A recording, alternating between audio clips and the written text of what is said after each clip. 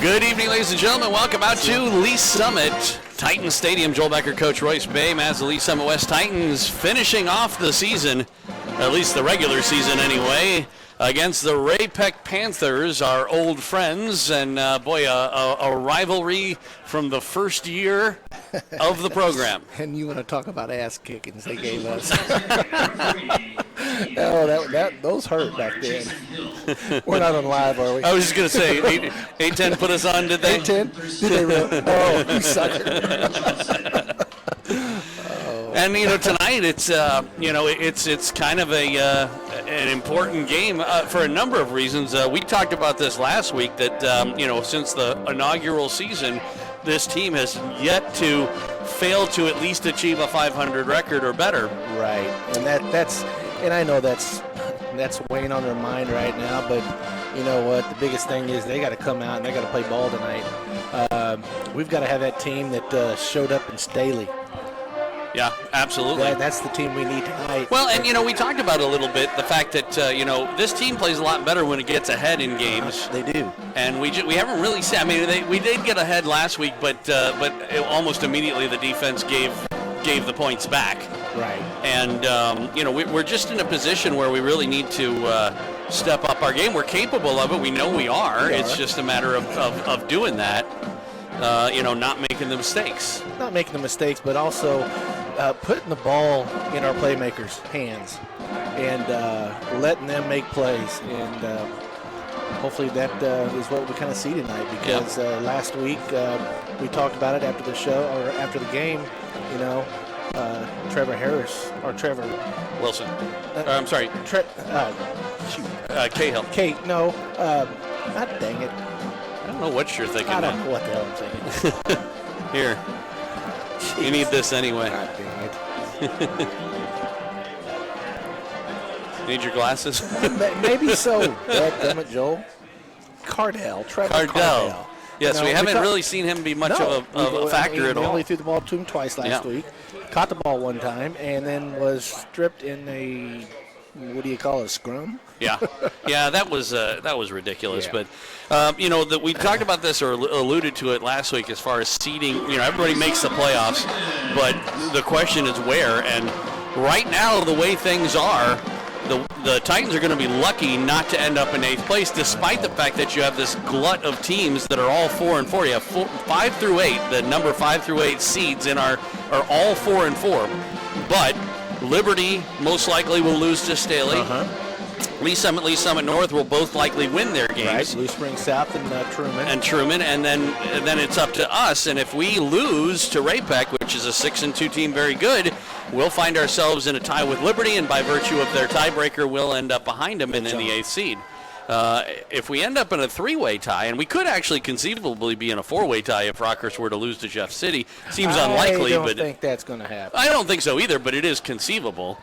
Jeff City's 2-6 going in. They've only won 2 games this year. But you never know. I think they're on the road. Maybe the bus will have a flat tire and they'll forfeit the game or something like that. Wait a second. You're playing Rockhurst. Come on. So, they probably have 6 tires spares sitting in the bus. All right, we got to do the coaches' conversation real quick, or we're going to run out of time before the start of this game. Talked with Vinny earlier on. Here's our coaches' conversation. It's a coach's conversation. Joel Becker talking with Lee Summit West head coach Vinny Careswell as we are in the season finale senior night, and we get our old rivals Ray-Peck this week. Yeah, Ray-Peck, we've played more than any team in Titan history, and it's pretty even. I think it's 9-8, 8-9, something right around there. It's always a great game. And, so let's start with last week. Blue Springs, winnable game, came up a little bit short, kind of a tale of two halves to a little bit. Joel, it's kind of been that way for the last 3 games. It's a loss by one score, a mistake here, and I think we talked about it last. We've got to just clean it up and get back to Titan football. And I think this is a great opportunity in this venue, senior night. It could be the last time we're on this turf. We don't know how the seeding is going to turn out, so this could be it. Yeah, it's one of those weird years where you have this huge cluster of teams. It's extremely likely that we won't start here, although you never know who beats who. We could end up with a home game later on in districts. But either way, how much this week was there talk about the possibility that this could be the first Titan team since the inaugural year that ends up with a sub-500 record as a motivating factor to get these kids to really step up today? Well, Joel, here's what I've talked about. It hasn't been a sub-500 record. We've talked about this is a very good team. And when we look on film and we compare ourselves with the teams that we've played and the teams that we see our opponents play, we are just as good or better. And it's that one score, that one mistake that's hurt us, and we got to get past that. And that's what we've preached all week, is that we are a very good Titan team, and that we feel that we can sneak up on people in the playoffs, and we think we can make a run. Absolutely. That's the other thing about this district is I say this without any reservations at all. I literally believe every team in this district could conceivably beat every other team. I agree. I mean, you look across the board, there's a lot of 500 teams like us, and there's good teams that aren't 500 right now. I think there's a lot of parity, and I think anybody can come out on top in this district. So tonight playing Ray-Pec, they're a good team. They've got something to play for tonight as well. And this has been a team, this Titan team, that seems to play much, much better when they can get an early lead. Yeah, I agree. Anytime last week we came out and we controlled the ball and our offense, scored, and it was the defense that gave up, some points early there. We just got to have an all team effort. That's offense, defense, special teams, and I think we can come up on top. Well, from the defensive perspective, I felt like one of the problems was just adjusting to the different personnel position-wise with the loss of Cahill. You had to move Grace over to cornerback. You had a different strong safety. And it took them, a quarter and a half, 2 quarters to really get acclimated to what their assignments were going to be. Yeah, and Jerome's going to be fine at corner. It's something that's the next man up, and that's something that we preach and we talk about. I think after that, after a couple of weeks of playing the new positions, that they're going to be fine. Absolutely. Now, offensively, we obviously were, doing without Taylor Wilson. First of all, is he back for tonight? Yeah, Taylor's back for tonight. He's 100%. No damage at all to the knee, and ready to go. That'll obviously make a good impact. It gives us more weapons. Although, Surratt did a good job, and we saw Sammy Cooper having to step up a little bit more, something he's very capable of doing. Yeah, Sammy's always dangerous with his legs, and, he had 3 touchdowns last week. He threw the ball great. We just got to get all 3 phases together in all the games going forward tonight, and I think we'll accomplish that. What are we worried about with Ray-Pec? Well, of course, they've got Grimm, number 2, their KU commit receiver. He's fast. We're gonna focus on him. They've also got another great running back, number 1, who can move the ball, and we anticipate them throwing the ball up too. So that's we've got to stop the run and then make sure we're not giving up any big plays over the top. We mentioned that Wilson's back and Cahill's gone for the year. Any other injuries to worry about? No other injuries. And football weather for a change. It's beautiful tonight. It's perfect. And last week the wind did have an effect on the game. This week it should be perfect. Yeah, I don't think wind's going to be a big factor. I think it's going to die down even more once that sun gets down. All right. Well, I can at least say we'll see you in the playoffs. Good luck tonight. Thank you, Joel. All right, that's Coach Vinny Carswell. I'm Joel Becker, and this is Titan Football, a presentation of Backport Sports, Beck Bros Productions, and 810varsity.com.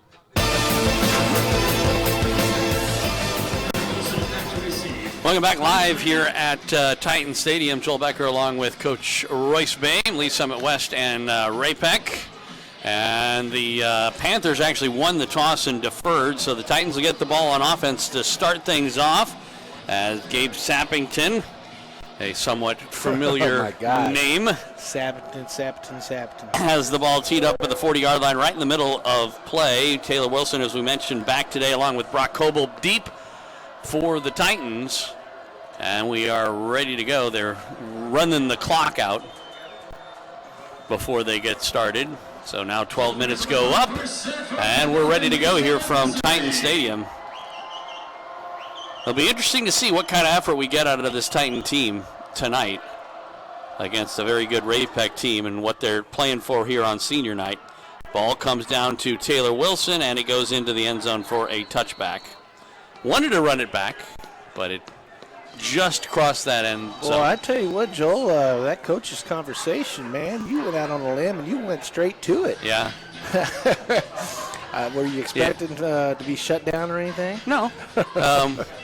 Are you happy, though, I wasn't asking you those questions? Oh, well, hell yes. So, if you were in that position, coaching the team, and it was 4-4 going into the season, the season finale, what would you most likely have said?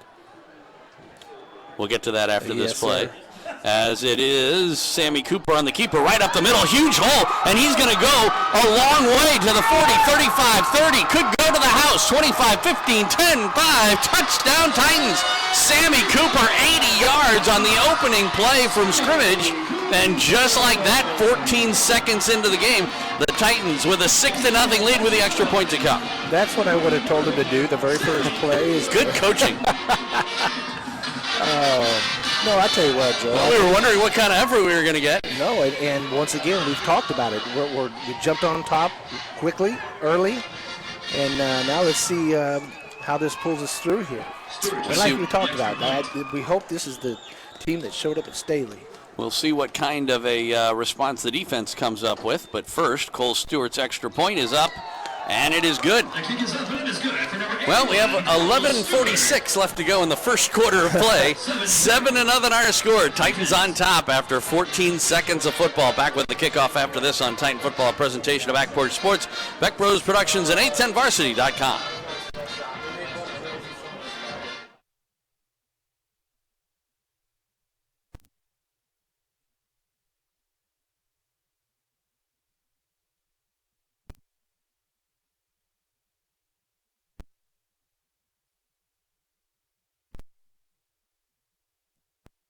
Cryotherapy is an amazing recovery tool for athletes at all levels, and Casey Cryo in Lee Summit has the latest technology for athletes to recover in a quick and natural way.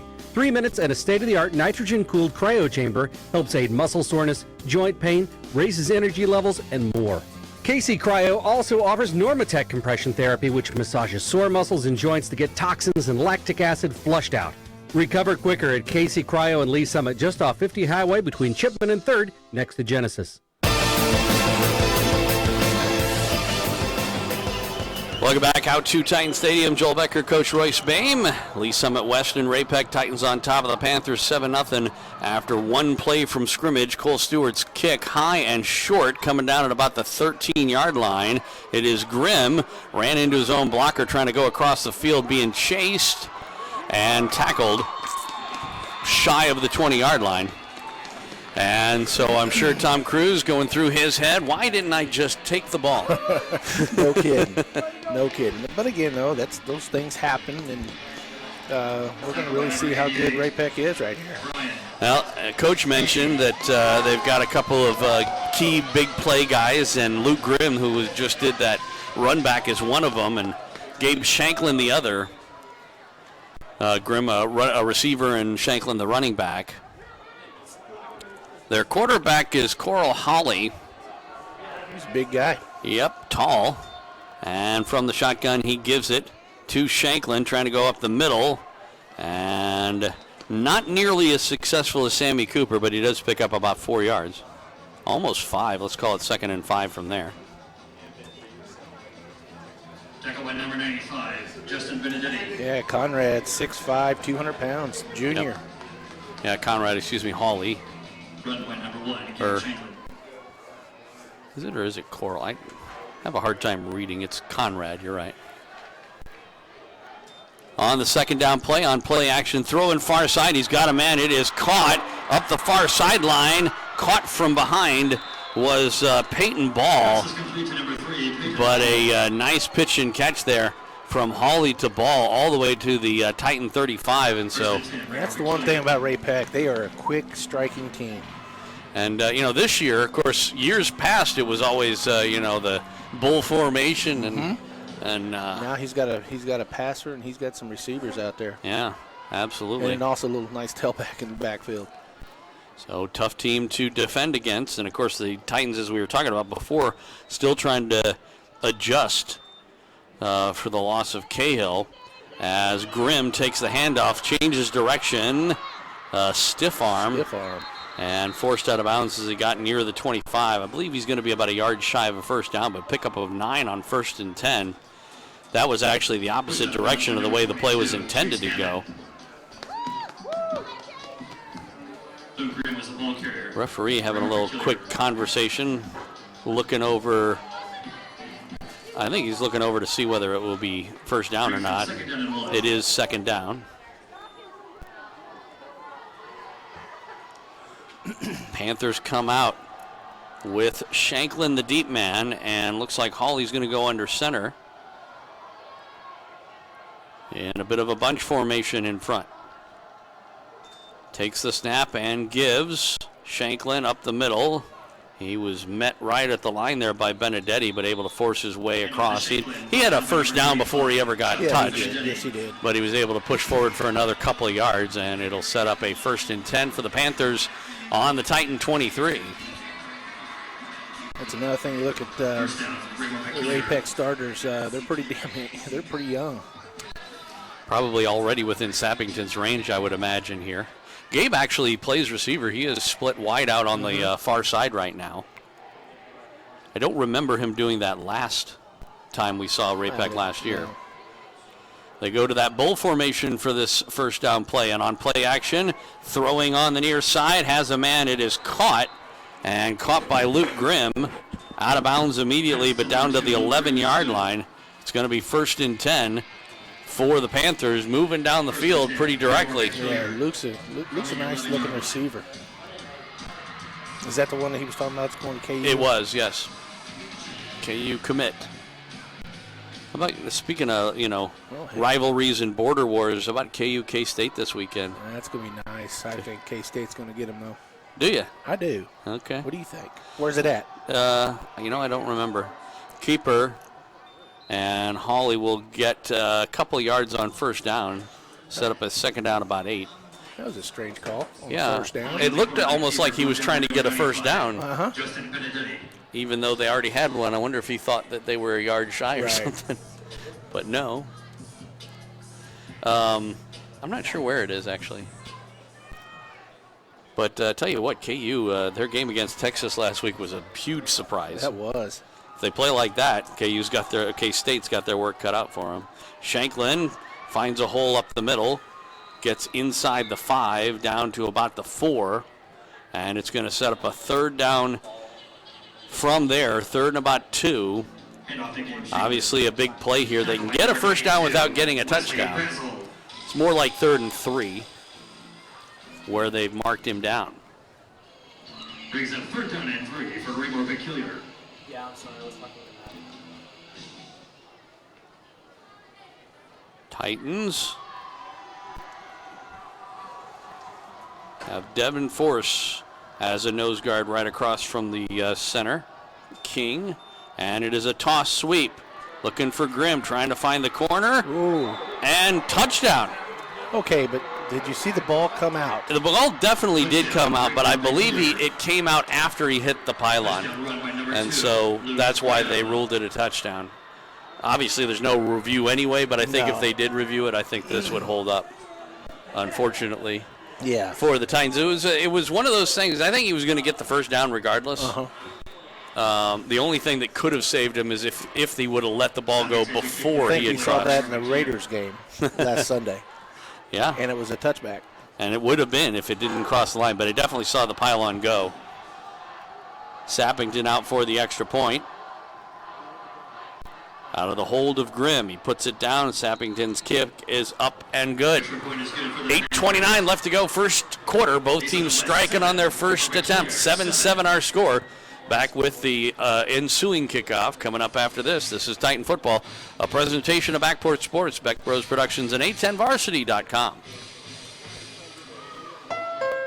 When it comes to SUVs, nothing beats Honda. U.S. News & World Report's best SUV brand 4 years in a row, including the 2019 Honda Pilot, one of the millions of Hondas built here in America since 1982. Or the 2019 CR-V, a crossover car and driver calls a better value than the RAV4. And right now, get Pilot with 1.9% APR financing for well-qualified buyers. For more offers, visit kchondadealers.com today.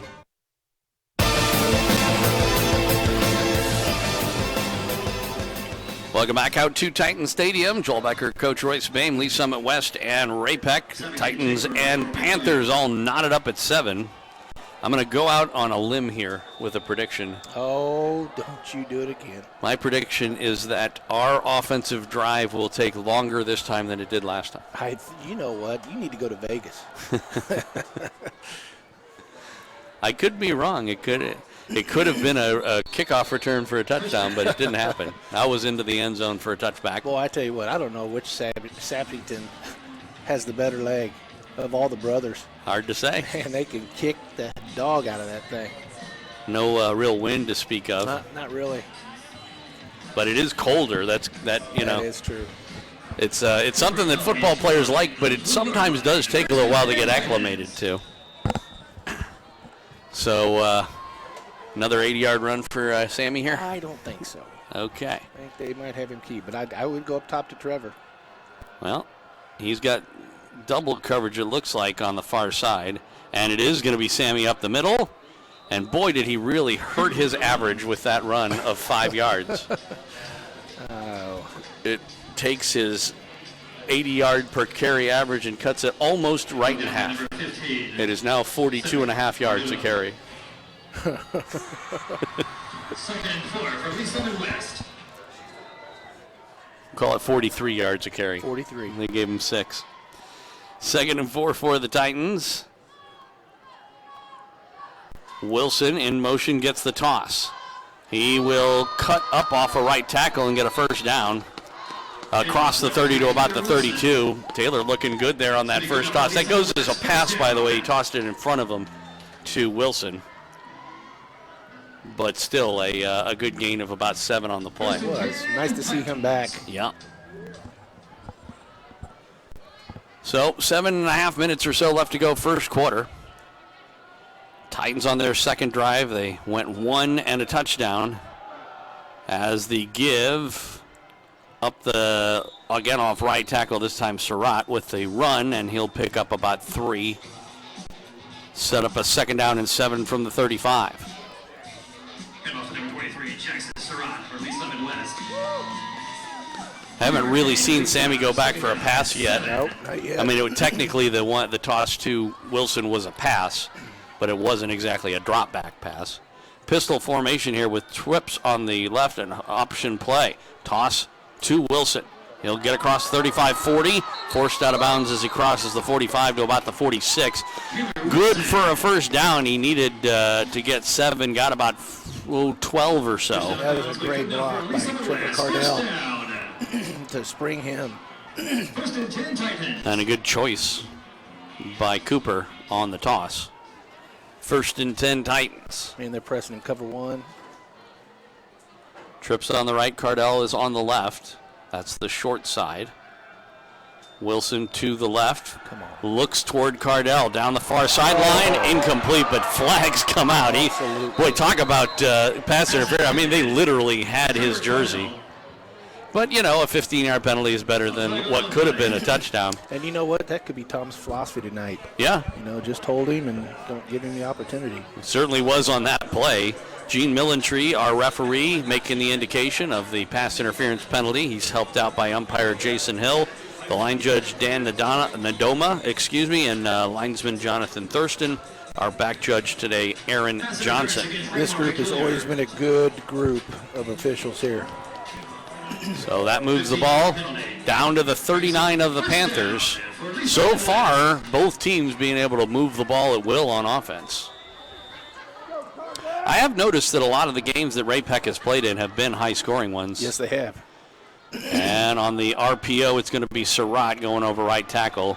Lucky to get back to the line of scrimmage, probably a yard. And it'll set up a second down and 9. Not much there that time as far as the blocking was concerned. 6.5 minutes to go in this first quarter of play. 7-7 our score. Trips on the right. And again, Cardell by himself on the left. And for Cooper, he pulled the ball back, and that turned out to be a mistake as Tyler Shuey was right next to him in the backfield and sacks him for a loss of about 7.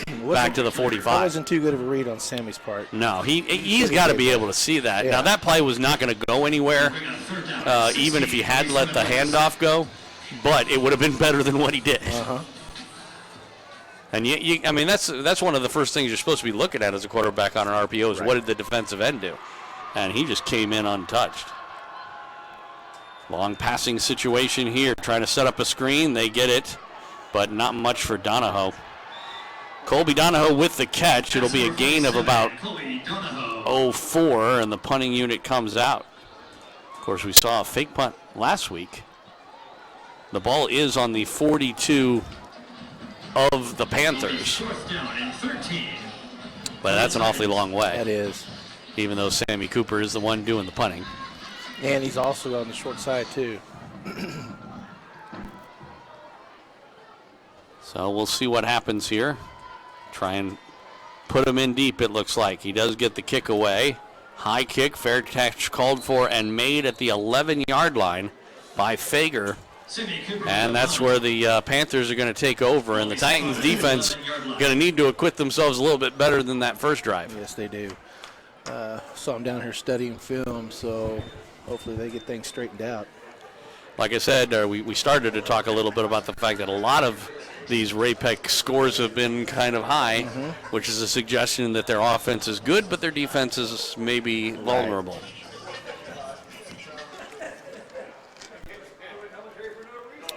First and 10 from their own 11. Hawley under center, and it is a give. Grimm trying to get around the corner, does. Forced out of bounds as he got to about the 16. It'll be a pickup of, let's call it 4, second down and 6. Second down and 6. That's very impressive the way KU's come into Kansas City and started taking players from Kansas City. On the Missouri side, especially on the Missouri side, yes, sir.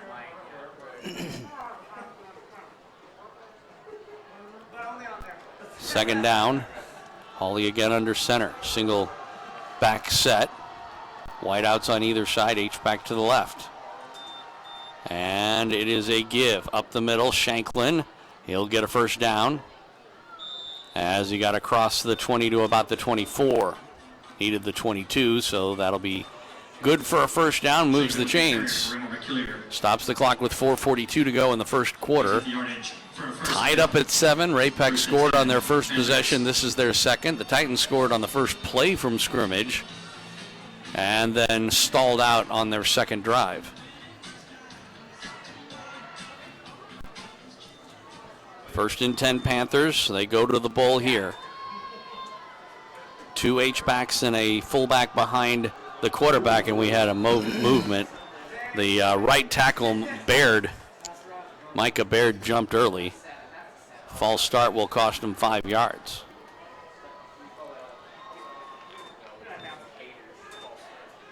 Baird's a big boy, 6'5". Their whole front. 250, yeah. Yeah, their whole front. Oftentimes it's a front 6, too, by the way. They have a tight end slash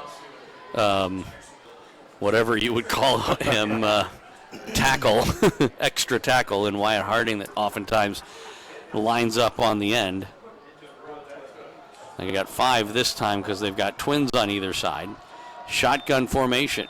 And on the delay, up the middle, and a nice job there by Benedetti along with Peck as Shanklin got the carry and really didn't get anywhere on it, maybe a yard or so up to the 20. And we'll set up a second down and long after the penalty. It's now second and about 14. I could see Tom come out here with a pass right now.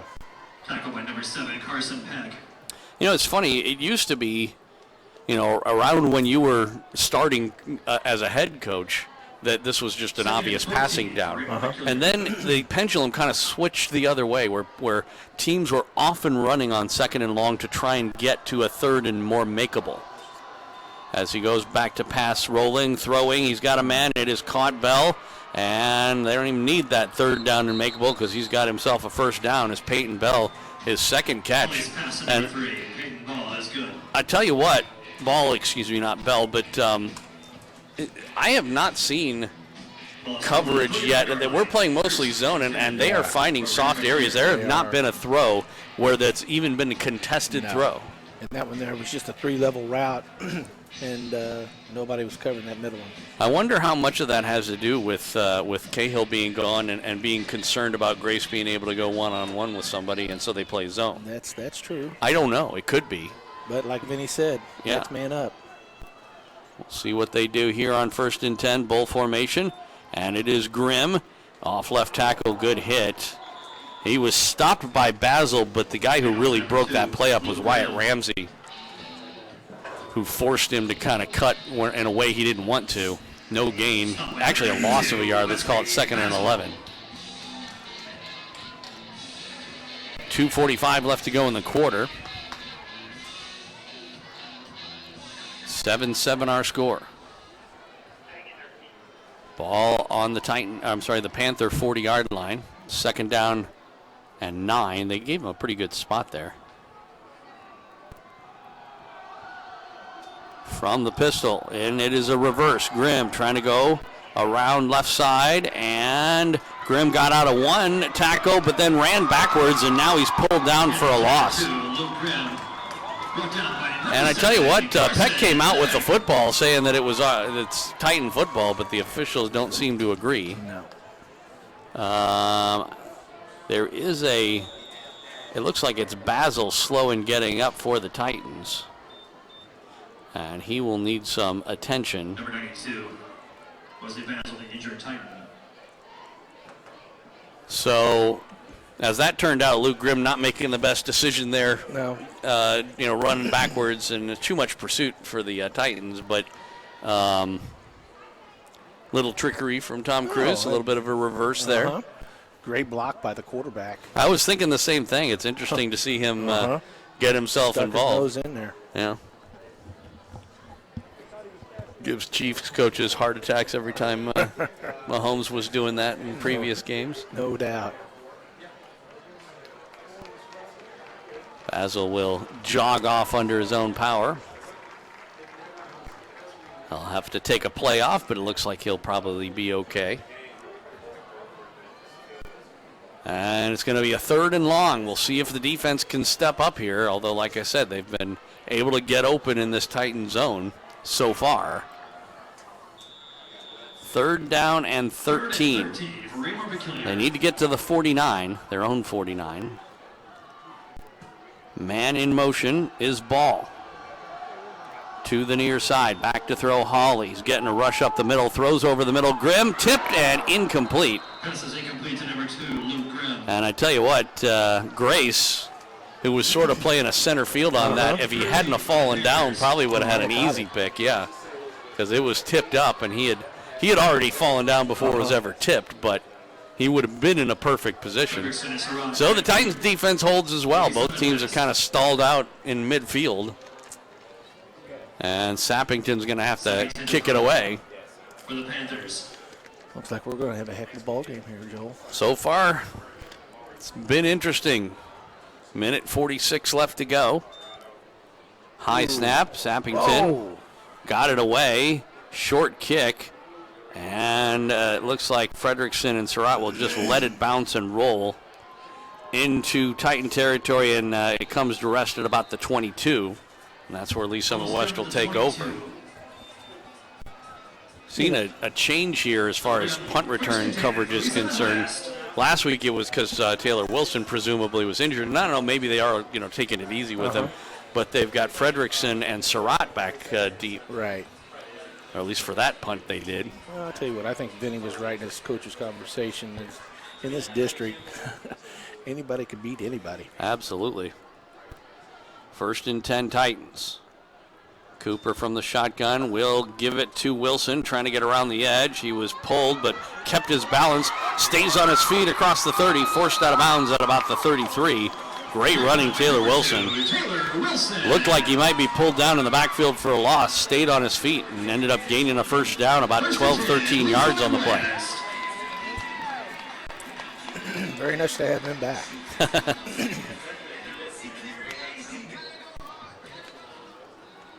Titans come up with Trips on the right. Cardell is on the left, which is the short side. Wilson in the shotgun to the right of Cooper. And it is an inside give. Taylor Wilson up the middle. They opened a pretty good hold up. It closed in a hurry, and looked like it was Handoff to Wilson. Brought down by number 95. Sharp on the tackle, but not before Wilson able to get 5 yards. Yeah, we'll call it 4, 2nd and 6. Oh, man. Let's go to football. Haven't done much of that so far. On the 2nd down play, it is going to be again a give to Wilson. Stutter steps. He was hit as he got to the line of scrimmage. Forward progress will give him a yard to the 38, excuse me, and set up a 3rd down and 5 from there. They'll bring up 3rd down and 6 for Lee Summit West.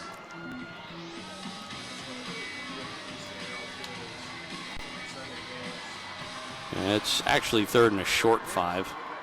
They've got to get to right about the 43. See if they go to the air with twins on either side. Back to throw is Cooper. He'll throw, and it was behind Wilson, who couldn't come up with the catch. Don't know if he would have been able to get the 1st down anyway. And the Titans will have to punt it away as well. 1 first down, but then a punt. Well, I didn't see that one. I mean, we were outnumbered over there. Yeah, like I said, had he caught it, I'm not so sure he would have been able to get a 1st down anyway. Cooper standing back at his own 23 to kick this away with 13 seconds to go in the quarter. Good snap. Oh, they came after him, and he did get it away. And it was caught and immediately tackled is Fager on the play. Good coverage. Panthers will take over at their own 29. Man, that was close. Boy, who would have figured, as we have probably one more play to go here in this first quarter, after the Titans score an 80-yard run on the first play from scrimmage, and then Ray-Peck marches down and scores, and we would be punting it back and forth the last 3 series.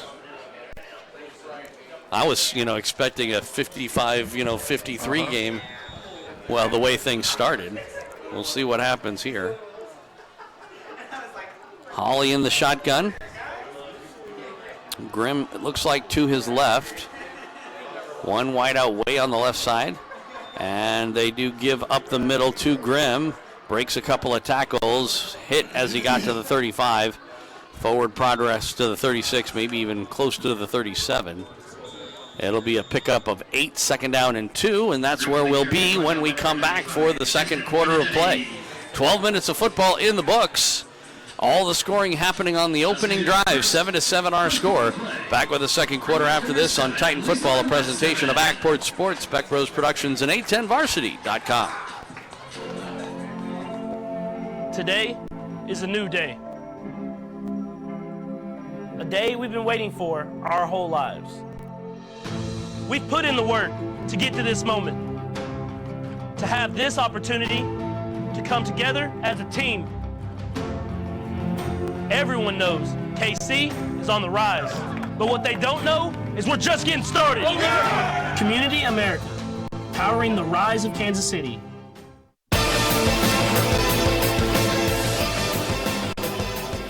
Welcome back out to Titan Stadium. Joel Becker, Coach Royce Mame, Lee Summit West, and Ray Peck. Titans and Panthers all knotted up at 7. 2nd and 2 here as we start the second quarter of play for the Panthers on their own 37. They need the 39. From the shotgun, it is a give to Shanklin, trying the right side. He was hit as he got to the outskirts, but I believe he's going to be good enough for a 1st down. They haven't made the indication officially yet, but just eyeballing it from here, they're going to make it a 1st down. So the chains will move. And it'll be 1st and 10 for the Panthers.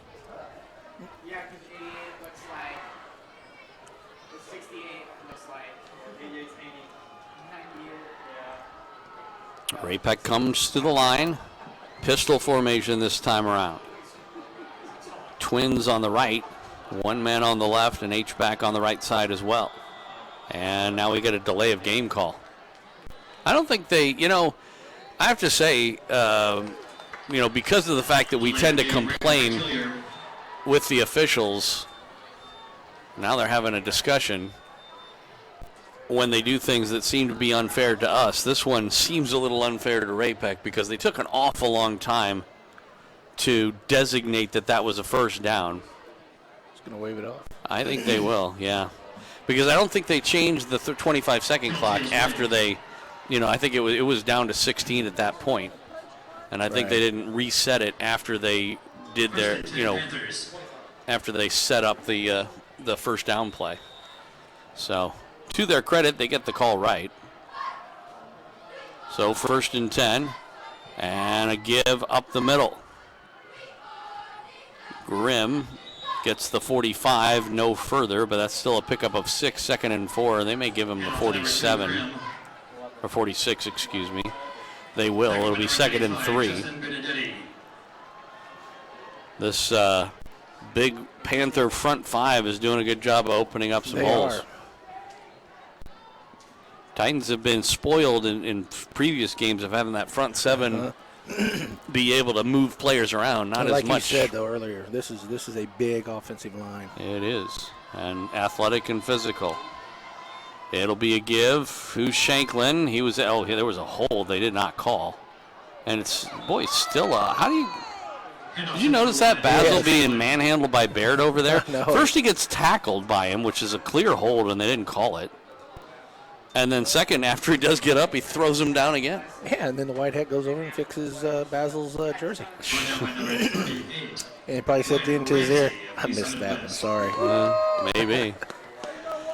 The result of a play gets into Titan territory, 1st and 10 for the Panthers at the 49.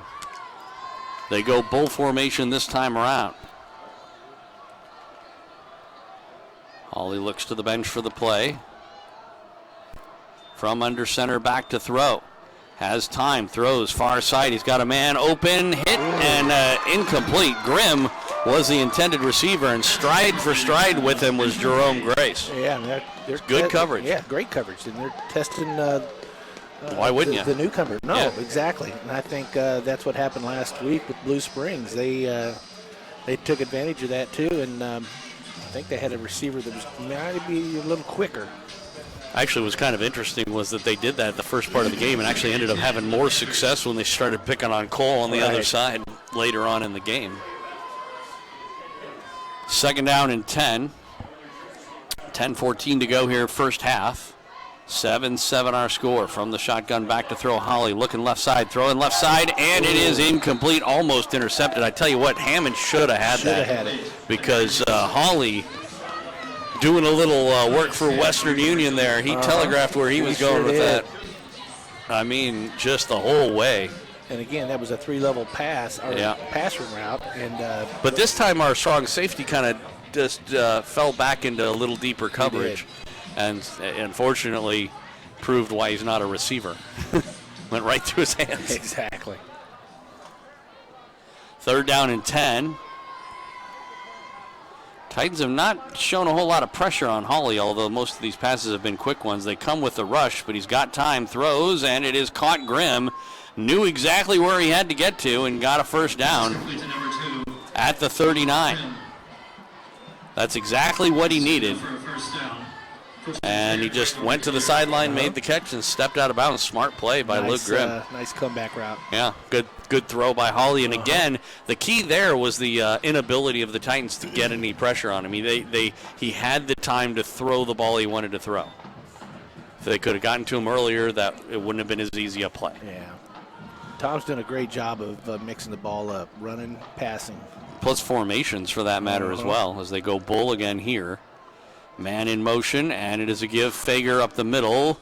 He's trying to push the pile forward, and they stop his forward progress after a gain of about 3.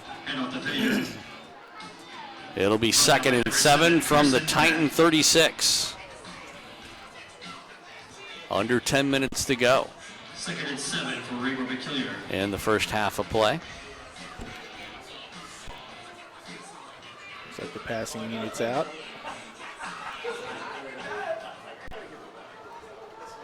They send Ball and Sappington out to the left.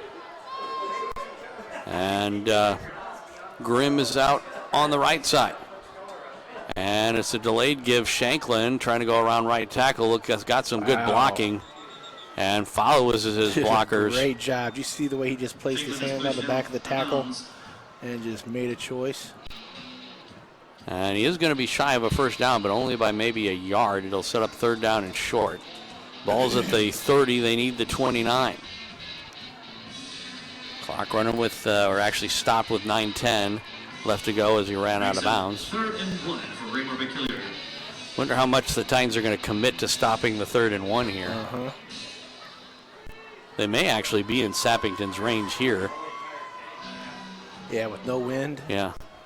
It would be about a 47-yarder from here. On third down, Fager the give. Right tackle, he'll get that first down and at least 3 or 4 more. And off to number 6. As Philip Fager gets the carry and had plenty of blocking in front of him. You'd think the Titans would be used to defending that bull formation by now. I know. Well, I tell you what, Vinny has always done a great job of defending that. I tell you what, Barrett is just eating our D-line alive.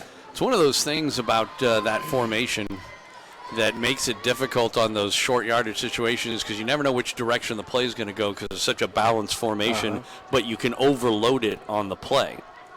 So it starts balanced, but usually you have somebody moving one direction, just like this play. Shanklin will reverse field, though, and boy, he got creamed as he got just into the second level.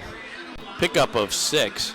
Now, that play is not a good illustration of it other than the way it, but what I was talking about is you notice that, you start off with an even formation, one wing back one side, one big wing back the other, a guy behind, but when they actually hand it off, you've got those 2 lead blockers on one side, so you never really quite know which side that's going, and you're usually going to be outnumbered. Well, I'll tell you what, you see the frustration out of Limbo Parks right now. Again, same formation. This time it's Grimm with the carry around the outside, and he's forced out of bounds near the 20. And off to number 2, Luke Grimm. He's not happy with the way his D-line are playing right now. Yeah, they are getting pushed around. They are. Clock stopped with just under 8 minutes left to go here in the first half. It'll be second down and about 5. Excuse me, third down and about 4. Third and 4 for the Panthers. Looks like they brought in another D-line. Ball spot on the 21-yard line.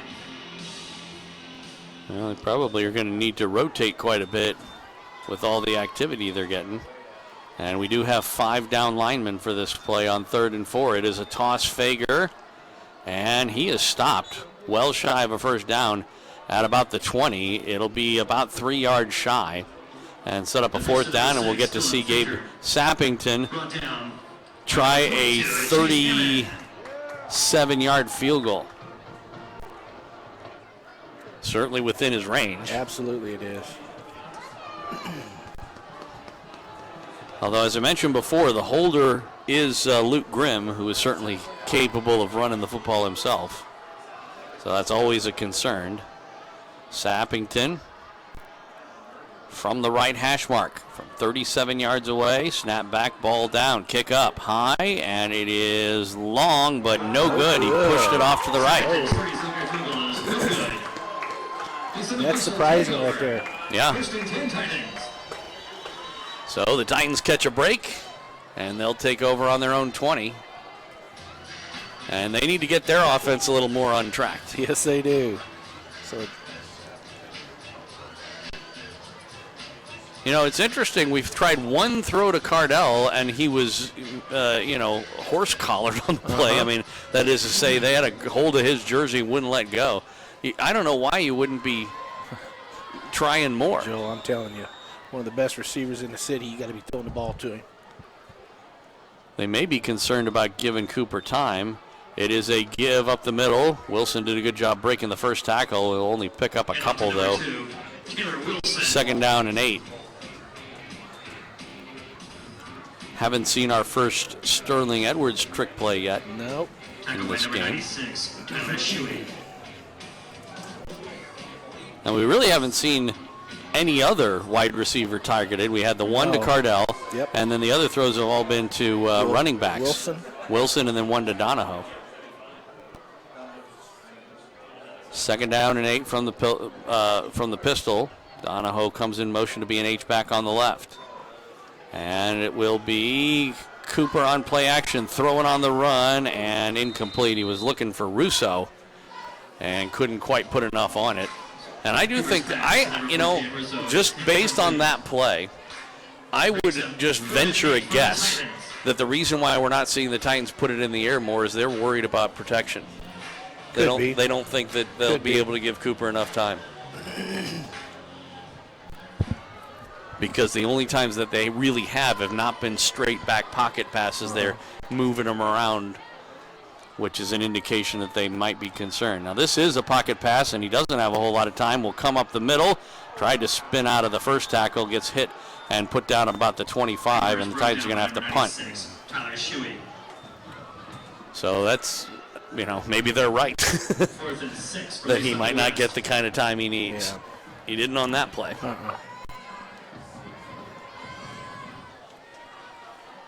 Frazier back deep to receive for Raymore-Peculiar.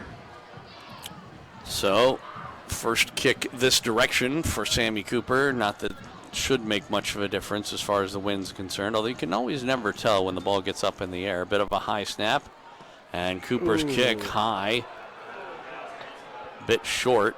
Takes a great Titan bounce.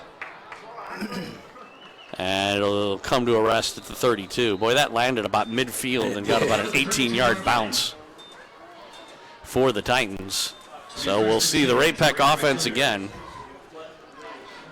Tell you what, if things continue to go the way that they are going right now, with both teams moving the ball a little but not enough, oftentimes in games like that, it'll come down to turnovers. It will. If there are any. So far, there haven't been. Because that'll have a tendency to, either result in immediate points or change the field so much that it helps out. First and 10 Panthers from their own 32. Split backs and a give. Grimm, I believe, up the middle.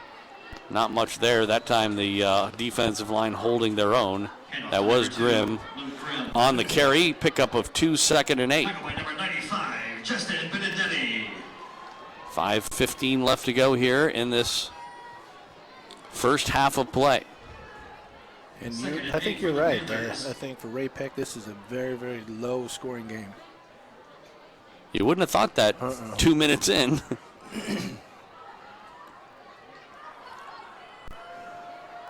But so far. Pistol formation, a bit of an offset pistol on play action, back to throw. Holly getting a rush, throws down the far sideline, and it is caught, taken away, and it's going to be a touchdown, Luke Grimm. Boy, he threw into double coverage. They were both right there, and he just took it away from him. And there should have been a flag. For offensive pass interference, you think? Because the receiver caught it. Yeah. Took the ball up like that as he's running in the end zone. Oh, for a taunt. Yeah. Yeah. Didn't do it. How in the heck did he catch that ball? I don't know. It was a great play. Good individual effort. The better question is, how did the Titans defense not manage to break that play up? To make sure even if you don't come away with an interception, at least you don't give up the catch. Sappington for the extra point.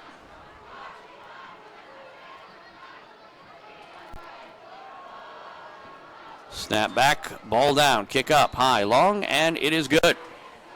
4:39 left to go in the first half.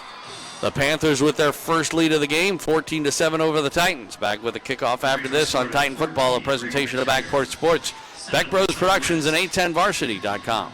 Don't trust the biggest investment of your life to a part-time real estate agent. Trust the #1 team in Lee Summit and the entire state, the Rob Ellerman Team. The Rob Ellerman Team is the #1 real estate team in Missouri and number 12 nationally ranked in the U.S. with $1.5 billion in career sales. They are your real estate resource for buying or selling. They get you moving. Call anytime at 816-304-4434 or visit therobellermanteam.com. That's 816-304-4434 or anytime online. The Rob Ellerman Team, a proud supporter of Lee Summit area high school athletics.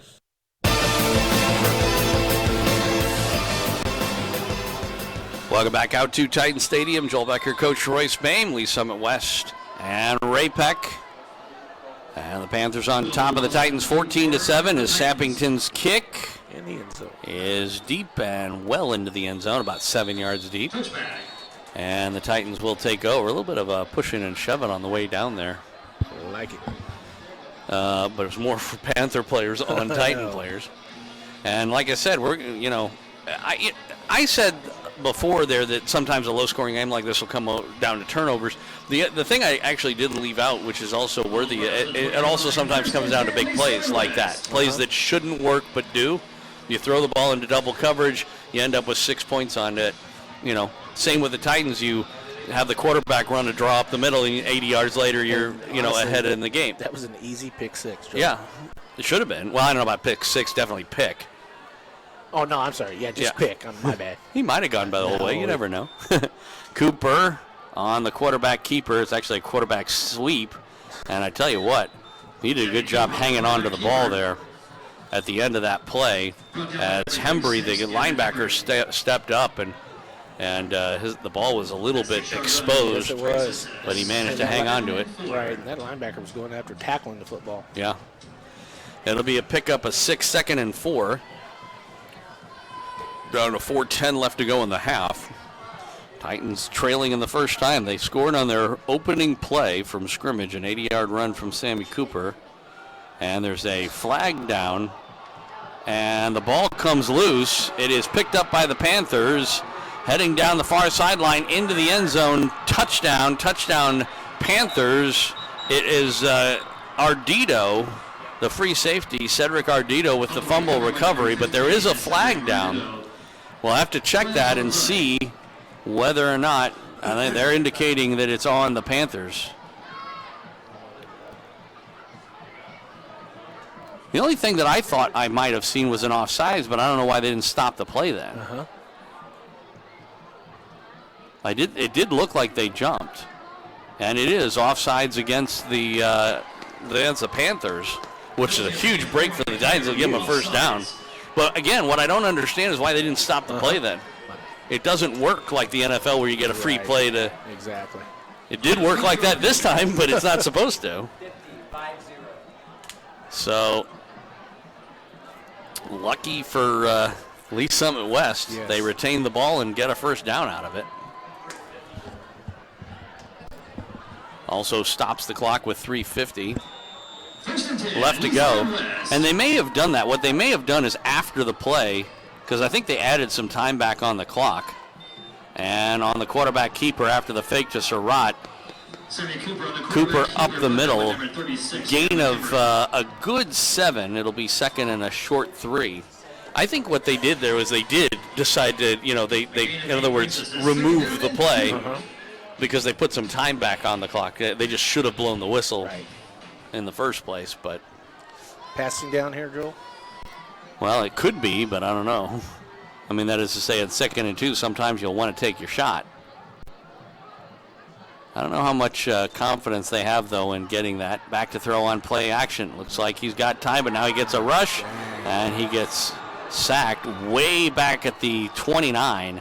And I tell you what, from Sammy's perspective, they'll give him forward progress to the 30, but it's still going to set up a 3rd down and 10, a long 10.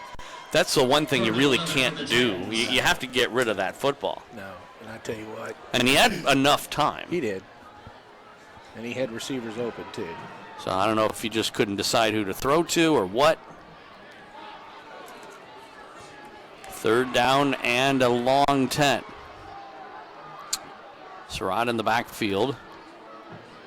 A little bit behind Cooper. Twins on the left. Play action back to throw. He'll throw near sideline looking for Baggett. He was hit as he caught it, and it's incomplete. Griffin over there on the coverage broke the play up. And, that was kind of what we were talking about in terms of, Grimm making the catch earlier. When Griffin came over, he made contact with the receiver in such a way that there was no way he was going to be able to catch the ball. Because he did have hands on it. He just couldn't catch it and stay in bounds, and he didn't. He dropped it, and that was that. So Cooper standing back at his own 16 to punt it away with 2:23 left to go on 4th and 11. Cooper, a line drive kick. Fair catch called for and made by Fager at about the 34. Still think they should have thrown it on 2nd and 2? Fair catch by Fager. I did. I really do. I just. No, I don't. I'm not even arguing. Yeah. I'm not sure if that's the play I would have called though, or at least I would have made sure from a coaching standpoint that Sammy knew he had to get rid of it. I think that we know now that the offensive line is struggling right now. Yeah. And probably need to start rolling Sammy out and Right. keep rolling him out and don't keep him in that pocket. Or if you're going to keep him in that pocket, set up a shorter throw. Right. On an inside give, delayed give to Shanklin. Good play, penetration that time by the Titans defensively. And that was Basil able to make the tackle. No gain on the play. 2nd down and 10. Clock running with 2 minutes left to go in the first half. Titans trailing 14-7. 2nd and 10 for the Panthers. We'll see if they start going to the air here in the last 2 minutes of the half. Twins on the left, one man on the right. Back to throw is Hawley getting chased. He is hit in the backfield, and he will be sacked. Back at about the Panther 29. First time you really saw some good pressure on Hawley trying to throw the ball. Force got there, but he was just one of 4 or 5 Titans that were going in there. The Titans called a timeout. They called, okay. We did. Timeout called at 1:26 in the 2nd period.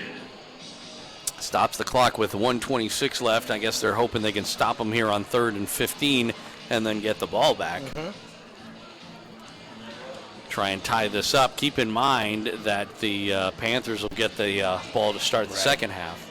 Coming up at halftime, Mark Files will join us and have our halftime festivities. Coach will have some numbers for you, and we'll probably at least try and take a look around to some of the district games that we're keeping an eye on. As we said before, there are 4 teams that all have a 4-4 record. Conceivably, we could end up with 5 teams all at 5-4. That probably won't happen, but it could.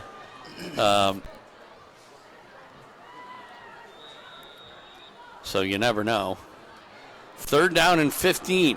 After the timeout, Hawley from the pistol formation takes the snap, and he's being chased, throws over the middle. It is caught.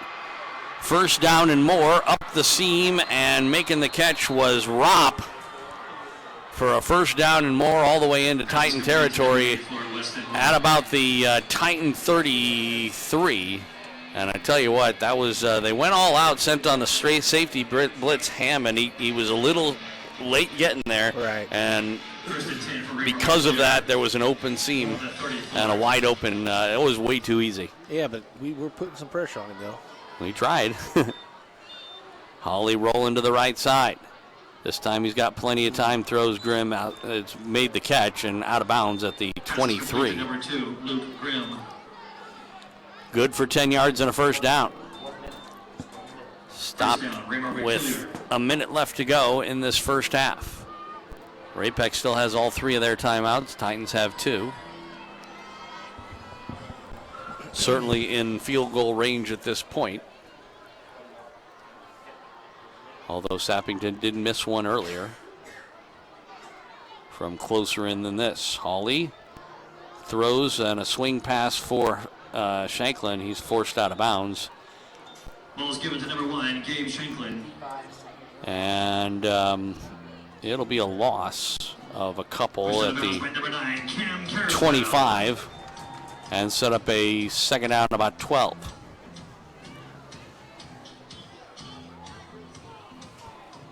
Does stop the clock with 55 seconds left to go. 2nd down and 12 for Raymore-Peculiar. This would be a good time for one of those turnovers. A very good time. They send Trips out on the left side. Grimm now out, and we're going to get a timeout by Ray-Pec, I believe.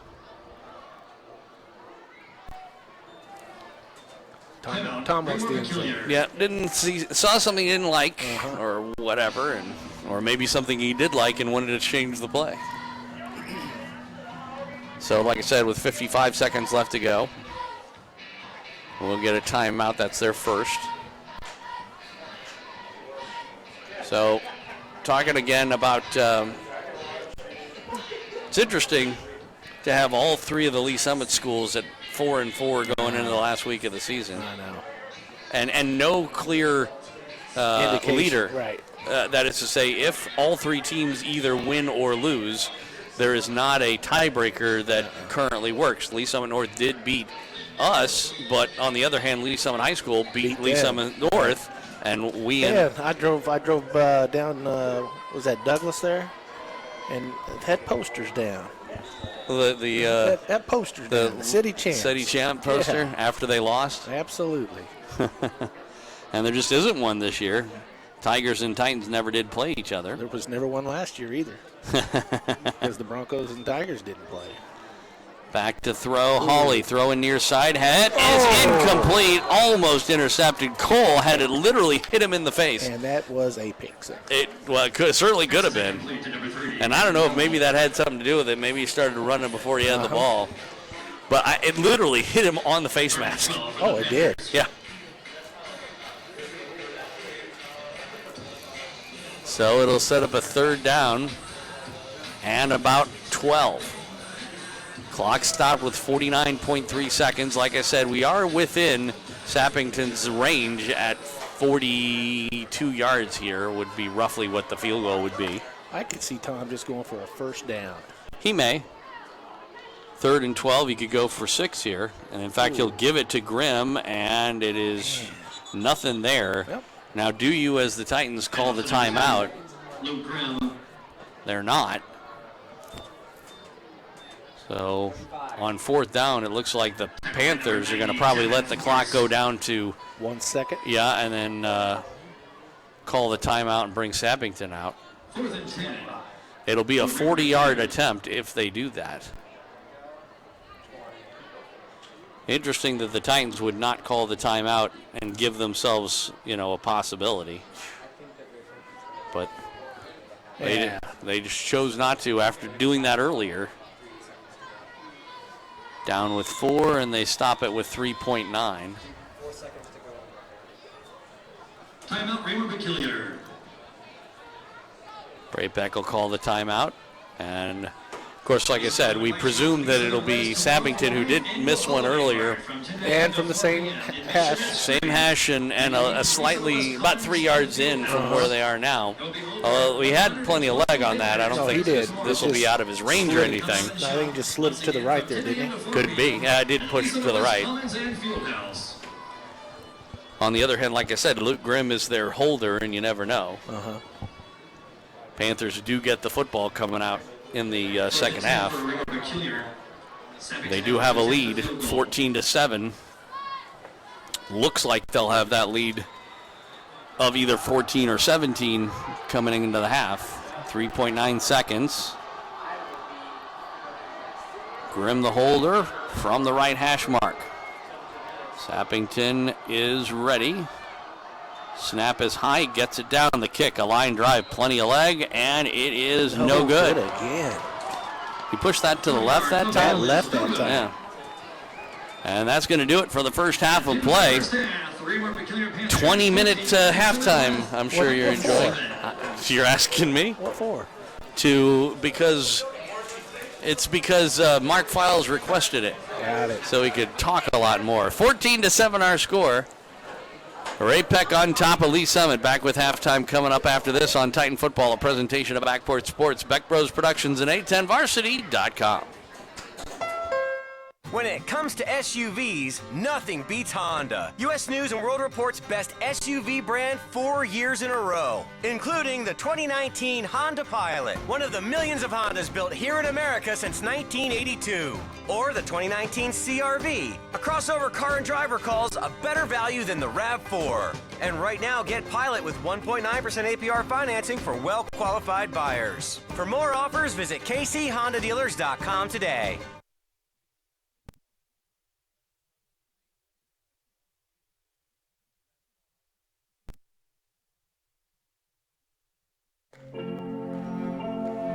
Today is a new day. A day we've been waiting for our whole lives. We've put in the work to get to this moment, to have this opportunity to come together as a team. Everyone knows KC is on the rise, but what they don't know is we're just getting started. Community America, powering the rise of Kansas City. Don't trust the biggest investment of your life to a part-time real estate agent. Trust the #1 team in Lee Summit and the entire state, the Rob Ellerman Team. The Rob Ellerman Team is the #1 real estate team in Missouri and number 12 nationally ranked in the U.S. with $1.5 billion in career sales. They are your real estate resource for buying or selling. They get you moving. Call anytime at 816-304-4434 or visit therobellermanteam.com. That's 816-304-4434 or anytime online. The Rob Ellerman Team, a proud supporter of Lee Summit Area High School Athletics.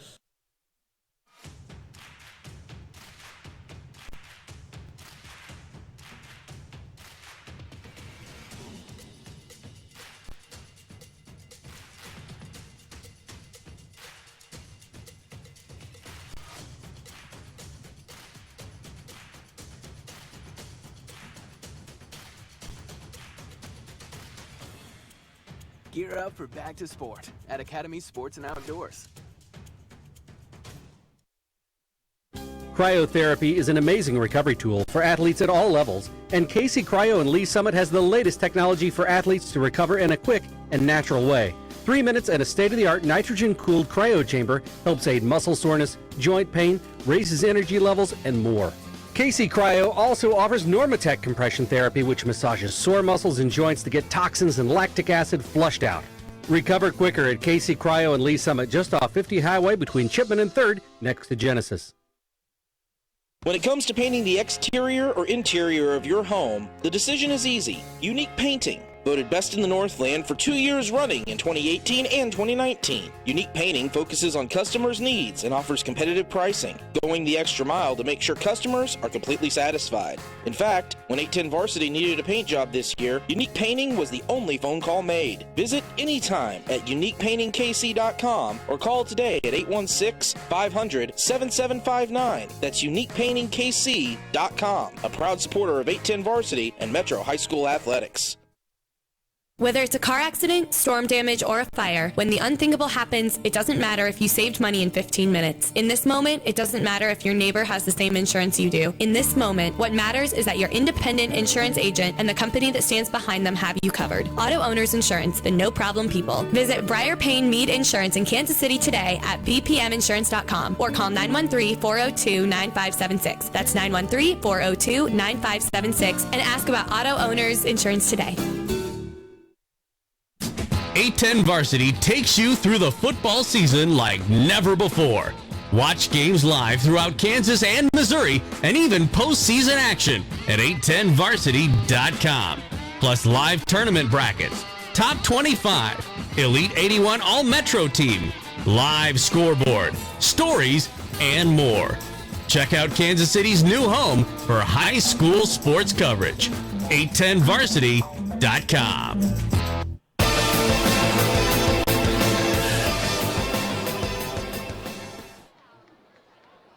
Welcome back to halftime. This is Mark Files, where the Titans are down 7 points to the visitors, Raymore-Peculiar Panthers. Right now, and on your screen, if you're watching live with us, you're getting ready to experience the Titan Marching Band. This is their show that they take to competitions. We're going to give them about 4.5 minutes of coverage here, so sit back and enjoy the marching band.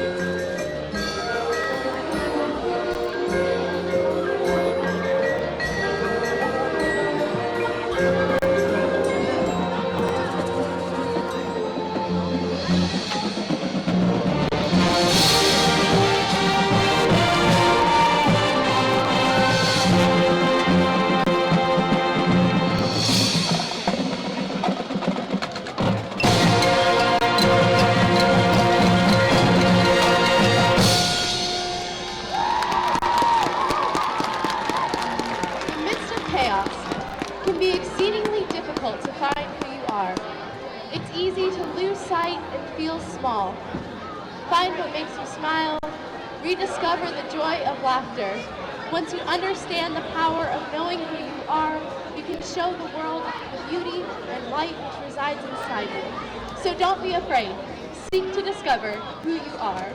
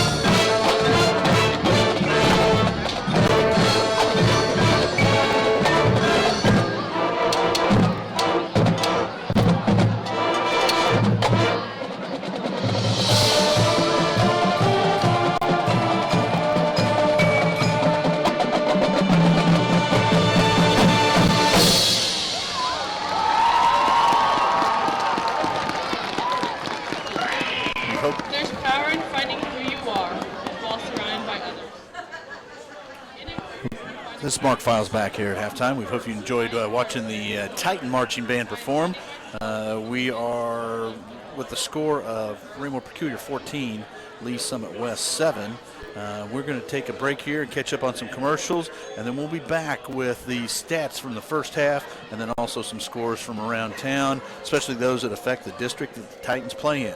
You're listening to a presentation of Back Porch Sports, Beck Bros Productions, and 810varsity.com.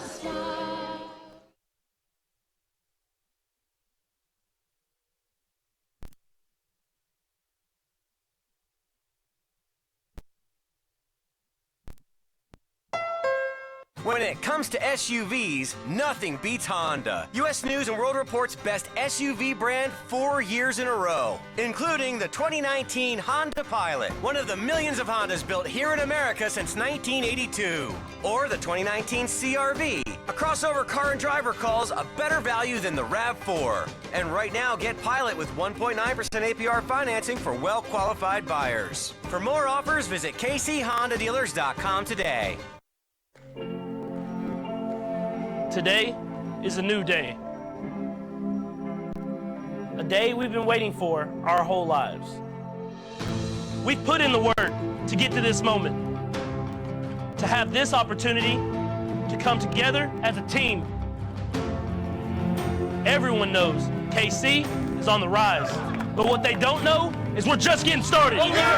Community America, powering the rise of Kansas City. Don't trust the biggest investment of your life to a part-time real estate agent. Trust the #1 team in Lee Summit and the entire state, the Rob Ellerman Team. The Rob Ellerman Team is the #1 real estate team in Missouri and number 12 nationally ranked in the U.S. with $1.5 billion in career sales. They are your real estate resource for buying or selling. They get you moving. Call anytime at 816-304-4434 or visit therobellermanteam.com. That's 816-304-4434 or anytime online. The Rob Ellerman Team, a proud supporter of Lee Summit area high school athletics.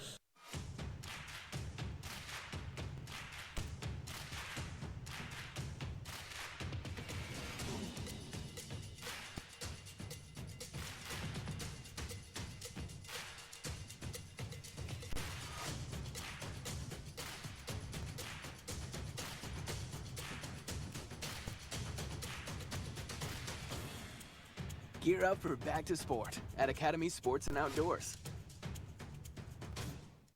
Cryotherapy is an amazing recovery tool for athletes at all levels, and KC Cryo in Lee Summit has the latest technology for athletes to recover in a quick and natural way. 3 minutes and a state-of-the-art nitrogen-cooled cryo chamber helps aid muscle soreness, joint pain, raises energy levels, and more. KC Cryo also offers Normatec compression therapy, which massages sore muscles and joints to get toxins and lactic acid flushed out. Recover quicker at KC Cryo and Lee Summit, just off 50 Highway between Chipman and 3rd, next to Genesis. When it comes to painting the exterior or interior of your home, the decision is easy. Unique Painting, voted best in the Northland for 2 years running in 2018 and 2019. Unique Painting focuses on customers' needs and offers competitive pricing, going the extra mile to make sure customers are completely satisfied. In fact, when 810 Varsity needed a paint job this year, Unique Painting was the only phone call made. Visit anytime at uniquepaintingkc.com or call today at 816-500-7759. That's uniquepaintingkc.com, a proud supporter of 810 Varsity and Metro High School Athletics.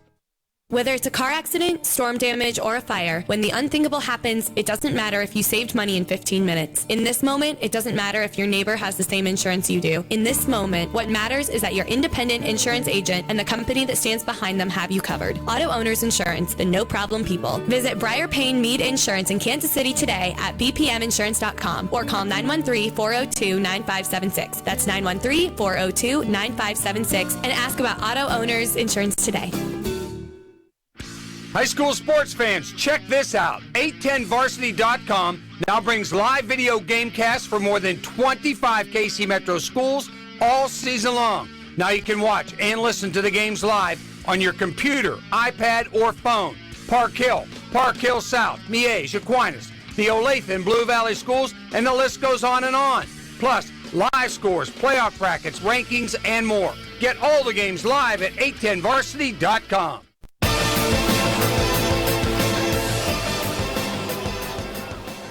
Welcome back to halftime. For bonus coverage, we're going to let you see the Titan dance team here perform, and then we'll get you with all the stats here. The coach has got the numbers, and we'll go from there.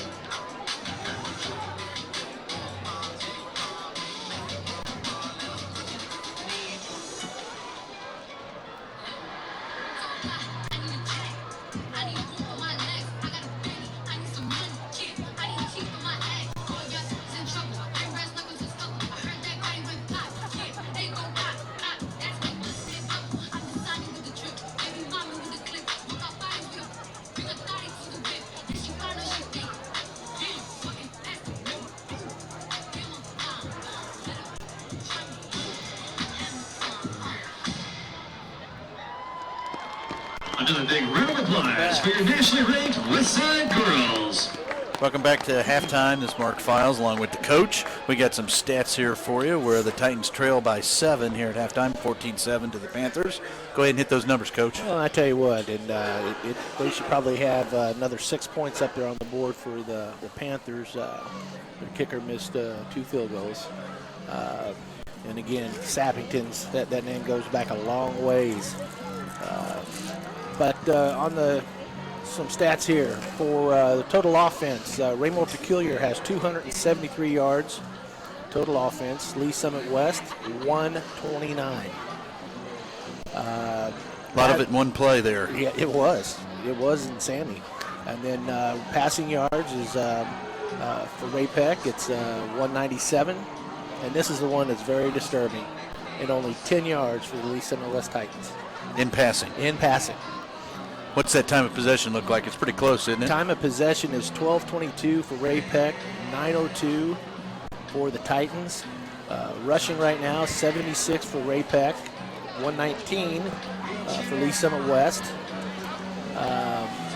Here's the big thing. I mean, we've got 4 punts where Ray Peck's only got 1 punt. And look at your third down conversions. Third down conversion is 57% for Ray Peck and 0% for Lee Summit West. First downs, 13 for Ray Peck, 6 for Lee Summit West. Passing, Sammy's 2 for 5 for 10 yards. Conrad Hawley is 7 for 11 for 197. Rushing, here's all of our rushing. Sammy Cooper has 7 rushes for 86 yards, and most of those 86 yards were on one play, first one of the game. But this is the next thing that really just pops out, Mark. It's receiving. The only 2 that have been thrown to, well, that have caught a ball are running backs out of the backfield. Yeah, they're not taking the ball downfield. So it tells you one thing. There's not a lot of confidence in the offensive line to be able to handle the D line for the Panthers, and they are a big bunch. No, they are, and they're very skilled and very talented. And that's what I told Joel is, we've got to know our offensive line. We've got to roll Sammy out. We've got to get him out into space, so he's not being pressured like that. All right, so we need the defense to step up, maybe pick one of those passes downfield, and then get the offensive line to do a little better job of holding their blocks. Yeah. Well, I'll tell you what, Coach, we're going to step away, catch up on 2 commercials here, and then when we come back, we'll get Joel back on with you on the mics, and we'll give you a rundown on the scores going around town. I can tell you, Lee Summit is up big at halftime, and Lee Summit North is in a battle with Blue Springs South. So with that, you're listening to a presentation of Backport Sports, Beckbro Productions, and 810varsity.com. When it comes to SUVs, nothing beats Honda. U.S. News and World Report's best SUV brand 4 years in a row, including the 2019 Honda Pilot, one of the millions of Hondas built here in America since 1982. Or the 2019 CR-V, a crossover car and driver calls a better value than the RAV4. And right now, get Pilot with 1.9% APR financing for well-qualified buyers. For more offers, visit kchondadealers.com today. Today is a new day. A day we've been waiting for our whole lives. We've put in the work to get to this moment, to have this opportunity to come together as a team. Everyone knows KC is on the rise, but what they don't know is we're just getting started. Community America, powering the rise of Kansas City.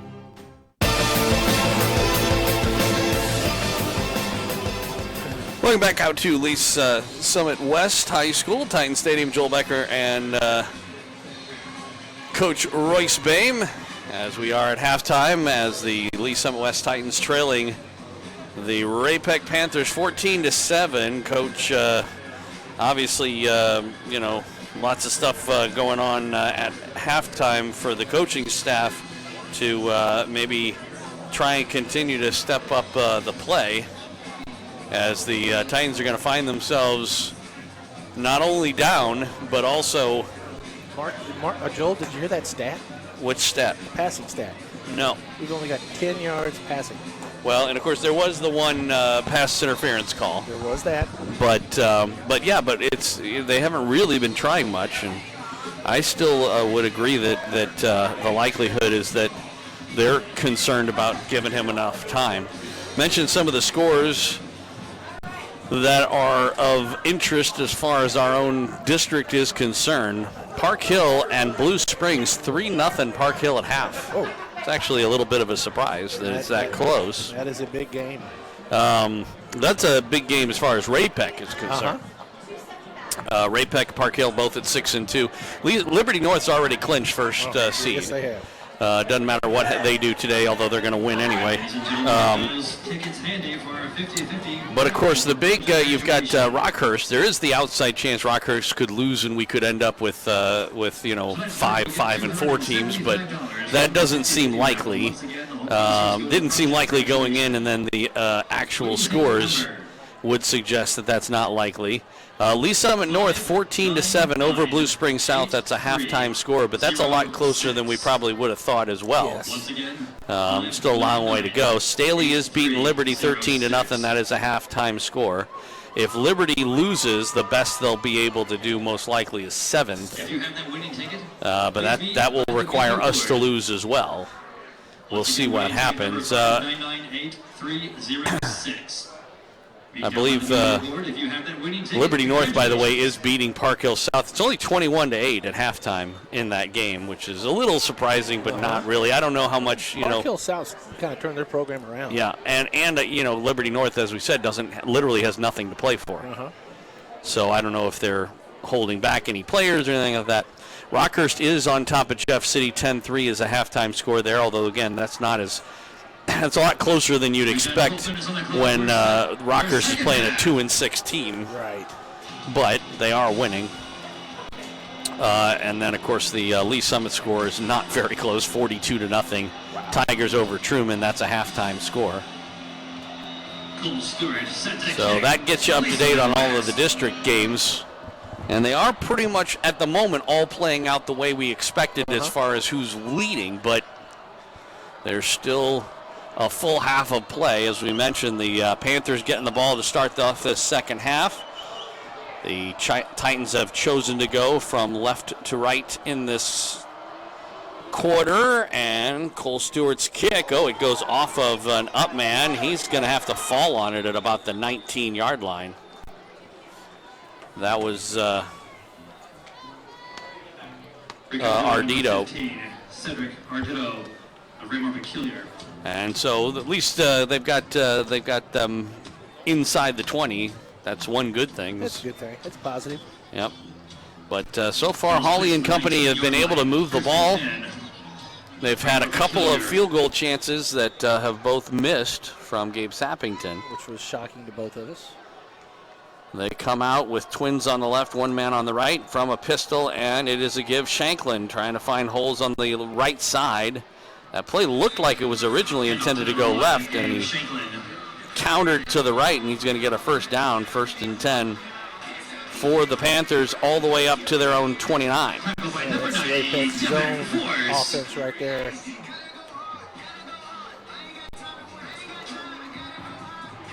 First and 10 for Raymore-Peculiar on the 29. Same formation. Play clock down to 16 as they come up to the line. Titans go with 4 down linemen. And it is a give. And this time Shanklin with more running room across right tackle. He was forced out of bounds. Number 1, Gabe Shanklin. But gains a second straight play where he gains good enough for a first down, that time 12 yards. There is a flag down, though. Let's check in. It is going to be holding against the Panthers as Gene Millentree makes the indication. We have not seen a whole lot of that this whole game. There was the one pass interference play. We had an offsides that negated a fumble for a touchdown. Very true. But what we haven't really seen is teams blow up their own, drives, because this is the sort of thing that tends to make it real difficult to keep a drive going. Although it is on first down, but still 1st and 20 now for Ray-Peck. Back at their own 19. On play action, back to throw Hawley. Over the middle, he's got a man caught ball. He was slammed pretty hard by Fredrickson, but he makes the catch for a first down. It's pickup of 21 on 1st and 20. And the Panthers have just been able to throw at will. They have. Very nice. I tell you what, that was a hell of a spot, too. Right at the 39. They gave him a gain of 20, actually, instead of 21. 1st and 10 for the Panthers. Opening drive. Both teams scored on their opening drive. in the first half. And then it wasn't for quite some time before Ray-Pec got their second. Shanklin trying to break this to the right side. Good job chasing him down, Hammond. And he, along with Grace, able to pull him down for no gain. Yeah, we've got a special guest up here Matt Hall from the Detroit Tigers, pitcher, former Lee Summit West grad. He's showing his face here, his roots back here. Great to see you, Matt.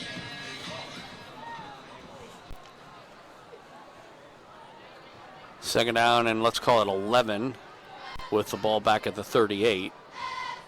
Pistol formation, Twins on the left, one on the right. Hawley will give it on a delay. This time it's Grimm trying to get around the right side. Does. Ooh. He's forced out of bounds that he got close to the 45. I like the way Baird plays for them, the right tackle. Mm-hmm. He is a mean cuss. Tackle by number 9, Cam Careswell of Lee Summit West. And you like that, huh? Oh, my gosh. He's throwing people around. Yeah. We'll bring up third down and 3. Third down about 3 for the, it's a long 3 for the Panthers. They need the 49. The ball is just across the 45. Short 4, long 3. Pistol formation. Interestingly, Shanklin's got a pretty big cast on his left arm. You notice that? Uh-huh. Surprising that they haven't really gone after him as far as getting the ball.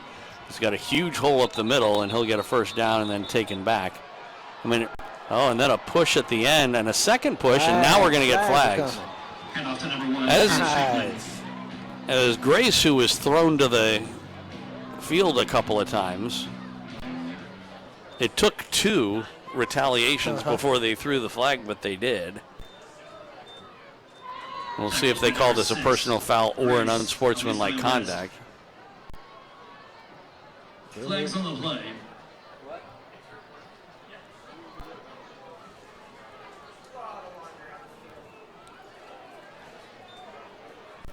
Again, Gene Millentree having a discussion with a couple of his officiating teammates. They may choose to do offsetting type penalties if they think that Grace brought it upon himself, but I don't think so. I think this is going to end up going against the Panthers, but we'll see. Under 10 minutes to go in this third quarter, and they are calling it a personal foul or unnecessary roughness against the Panthers. Personal foul, Raymore-Peculiar. So that'll cost them 15 yards. Got a close game in baseball right now. Astros. World Series? Astros are up 2-0 in the bottom of the third. Interestingly, with the penalty, I believe it is. All right, they are going to make it a 1st and 10 because it was a post-play foul. I wasn't sure. Sometimes in that situation, you would end up with like a 3rd and short or something.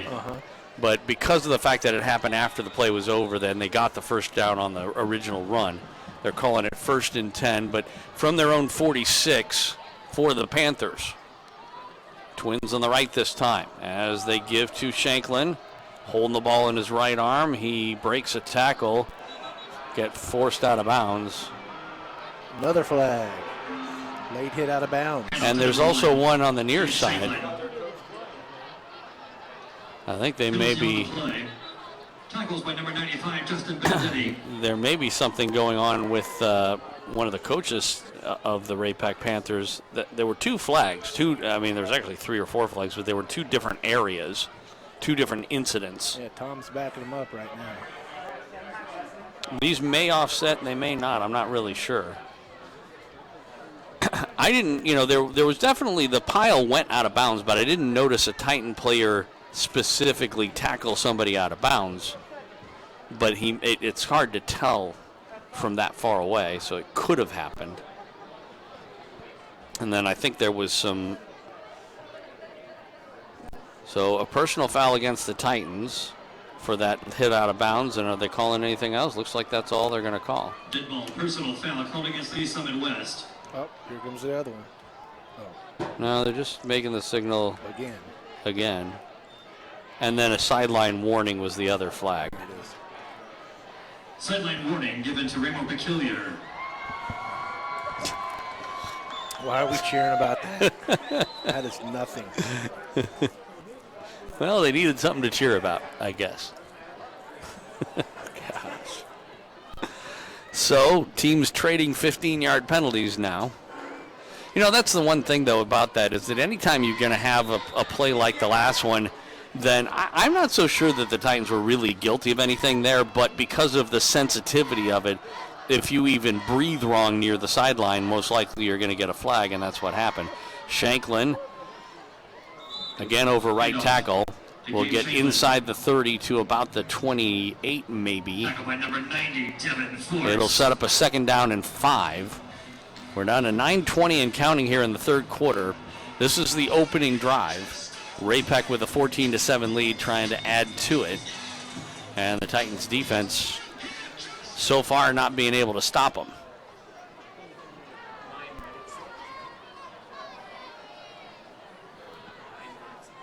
So 2nd and 5. Pistol formation. Twins on the right, one man on the left is Sappington. Bit of a high snap, and the give to Fager this time. Goes right up the middle, and he'll be good for another first down. Pick up of about 6. With the carry for Raymore-Peculiar. Down to the Titan 22. Number 92, Wesley Basil. 1st and 10.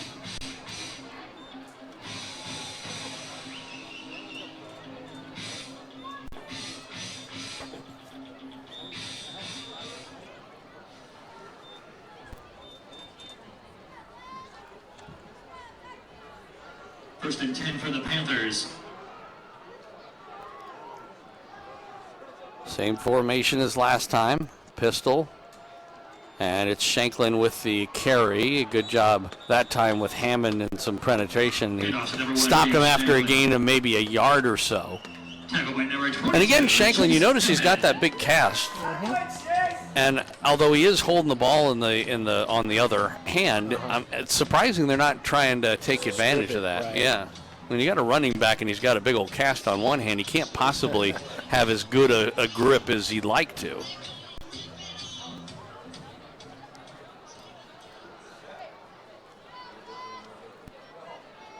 It's over his arm and wrist on the left side.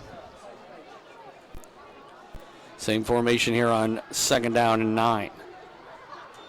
High snap, give Shanklin up the middle. He slips one tackle and bounces off a second. Did lose the football, but it's picked right up by the Panthers. There is a flag down back in the backfield area. This may come back. Maybe in the holding area? Yeah, Yep. and it is holding against the Panthers. So it's going to set up a 2nd down and long. It'll be at the spot of the foul, which looks to be around the 18 or 19, maybe even the 17. Assuming it is around the 17, it'll set up a 2nd down and about 13 or so.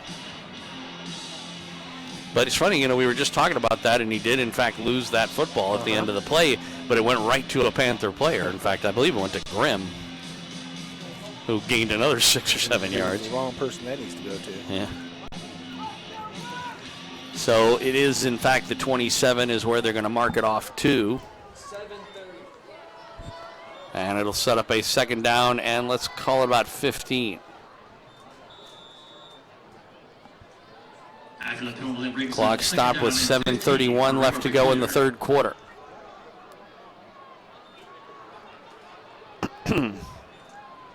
Pistol formation, wideouts on either side, slot man to the right. And it is a give. Shanklin looking for blockers. This time he's caught from behind and taken down by a trio of Titans. Basil, along with Benedetti and Ramsey, take him down.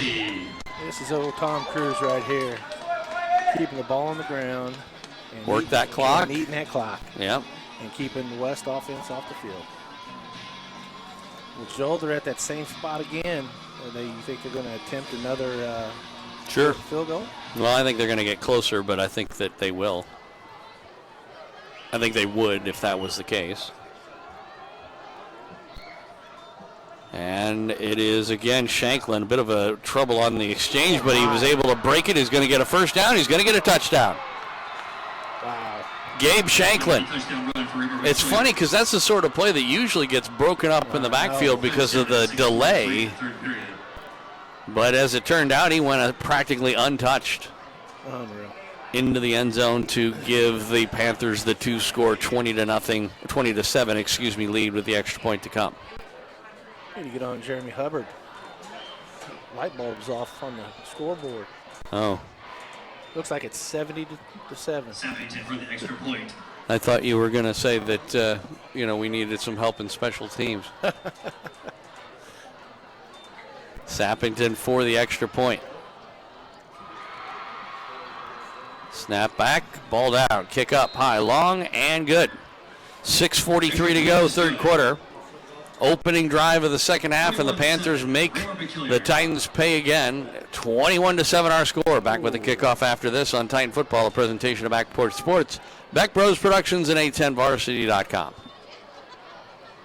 Don't trust the biggest investment of your life to a part-time real estate agent. Trust the number one team in Lee Summit and the entire state, the Rob Ellerman Team. The Rob Ellerman Team is the number one real estate team in Missouri and number 12 nationally ranked in the U.S. with $1.5 billion in career sales. They are your real estate resource for buying or selling. They get you moving. Call anytime at 816-304-4434 or visit therobellermanteam.com. That's 816-304-4434 or anytime online. The Rob Ellerman Team, a proud supporter of Lee Summit area high school athletics.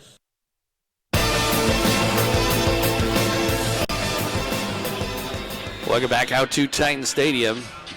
Titans with their work cut out for them at this point. 21-7 down, 2 touchdowns to Ray-Peck in the second half. There's still plenty of time left, but we'll see what kind of adjustments the offense have made at halftime as Sappington's kick goes off the end zone back line.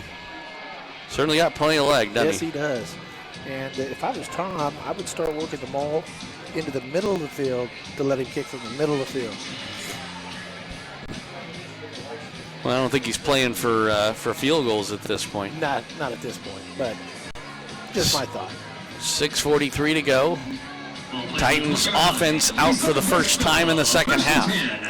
They scored on an 80-yard run on the first play from scrimmage by Sammy Cooper, have not scored since. Cooper will toss. Wilson trying to get around the left side. He does, forced out of bounds after a gain of about 4. Ardito, forced him out.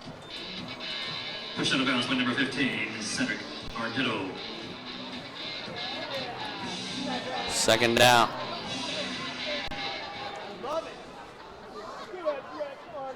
Ten yards of passing in the first half. 10 yards.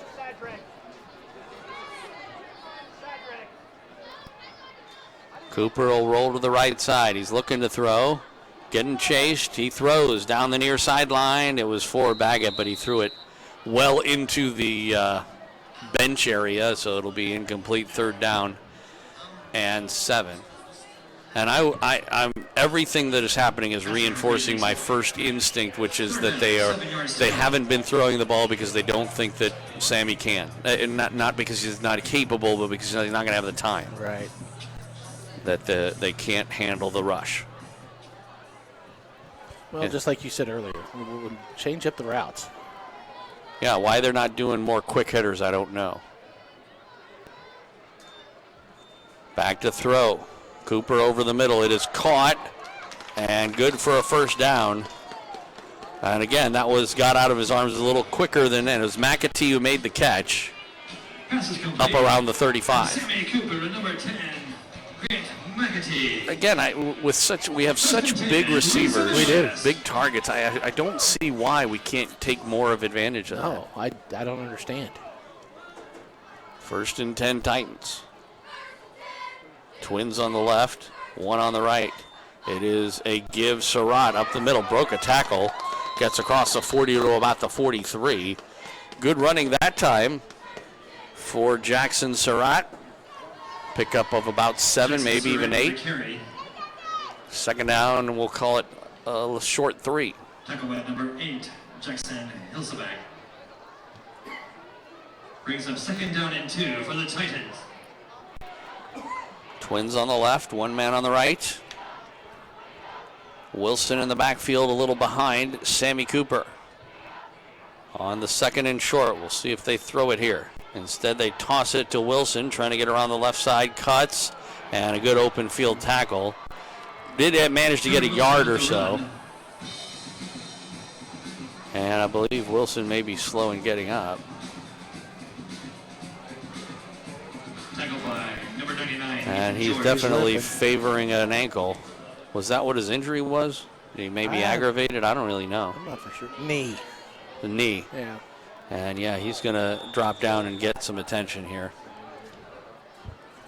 I don't know if it's the ankle or his knee that's bothering him now. Number 2, Taylor Wilson. He definitely was ginger when he came up. Yeah, I think he was coached to go down to. Yeah. Oh, they told him to. Give clearly. the Titans some time.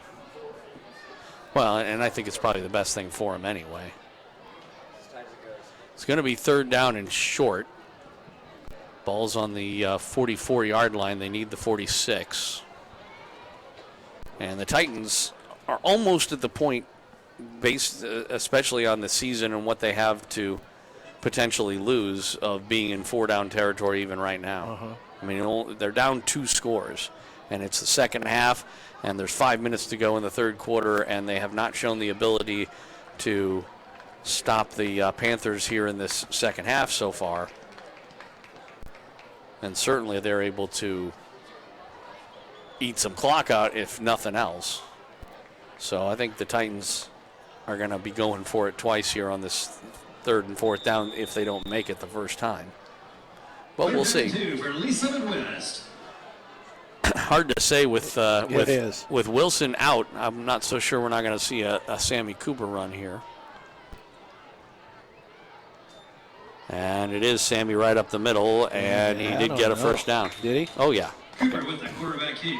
Not by much, maybe about a half a yard. By number 42. But he definitely made it.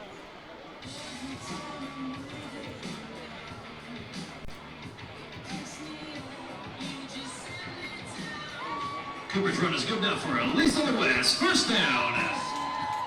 Took him a while to decide that, but it definitely, I mean, I could see it from here. 1st and 10 Titans at their own 47. They come out with twins on either side this time. Surratt back. And again, it's a quarterback, Dara, up the middle. And looks like they're going to mark him down shy of the first down by about a half a yard, maybe a yard. Actually, I take that back. They gave him a better spot. There was one official that stepped up about a yard shy of the first down, and then the other official put it down a little bit further ahead. They may measure this. I don't see it very often, but I believe they are going to do that. Just eyeballing it, I think they may be a hair short, but it'll be 2nd down, of course. Officials time out for Interesting call on the quarterback draw there. Yes, it was. I actually thought he got a bad spot, even the better spot that he got. I thought he was easily in a first down, but it's possibly his knee may have come down at a point where I didn't see it.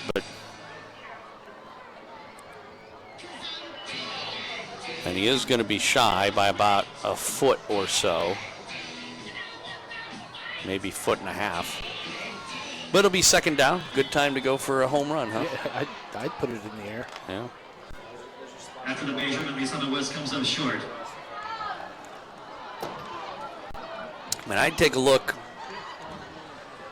at my tall guys, whoever they were, and see who's, if they're getting pressed or not pressed. Right. And if you're worried about, pressure, just throw it up in the air. But that's not what they're doing. It's Cooper, and he'll get that first down and more up the middle. Sammy Cooper in the quarterback keep. Up to the 34-yard line of the Panthers. It'll move the chains, pickup of around 10 or 11 there on that 2nd and short play. I will say that the Panthers have not shown an ability to stop Sammy Cooper. No, they haven't.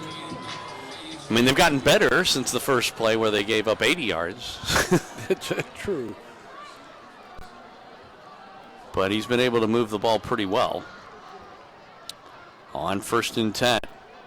Trips on the right. Cooper Back to throw. Had us a little time. Throws it a little bit kind of low. Yeah. But it wasn't just low. It was underthrown. He didn't put much on it. No, he didn't. Intending for Cardell. And I don't know if it was because he was trying to throw off his back foot there. He wasn't getting rushed. He wasn't getting rushed. But he kind of had happy feet. Yep. Come on. Put that on Sammy. 2nd and 10. See, the danger here is if you run it on this play and don't get much, then you're in a 3rd and obvious passing down, and that's never a good thing. No, it's not. And we're going to get offsides. Flags, yeah. I believe possibly a false start on the Titans, but we'll see. And it's offsides against the Panthers, so. And this time they blew it. Yeah, they actually stopped the play before it got going. They learned something. Encroachment, Raymore-Peculiar. So that'll help out the Titans going from 2nd and 10 to 2nd and 5. We're down to 3:43 left to go in the 3rd quarter. Titans trailing by a pair of scores, 21-7. Brings up 2nd and 5. Twins on the right, pistol formation.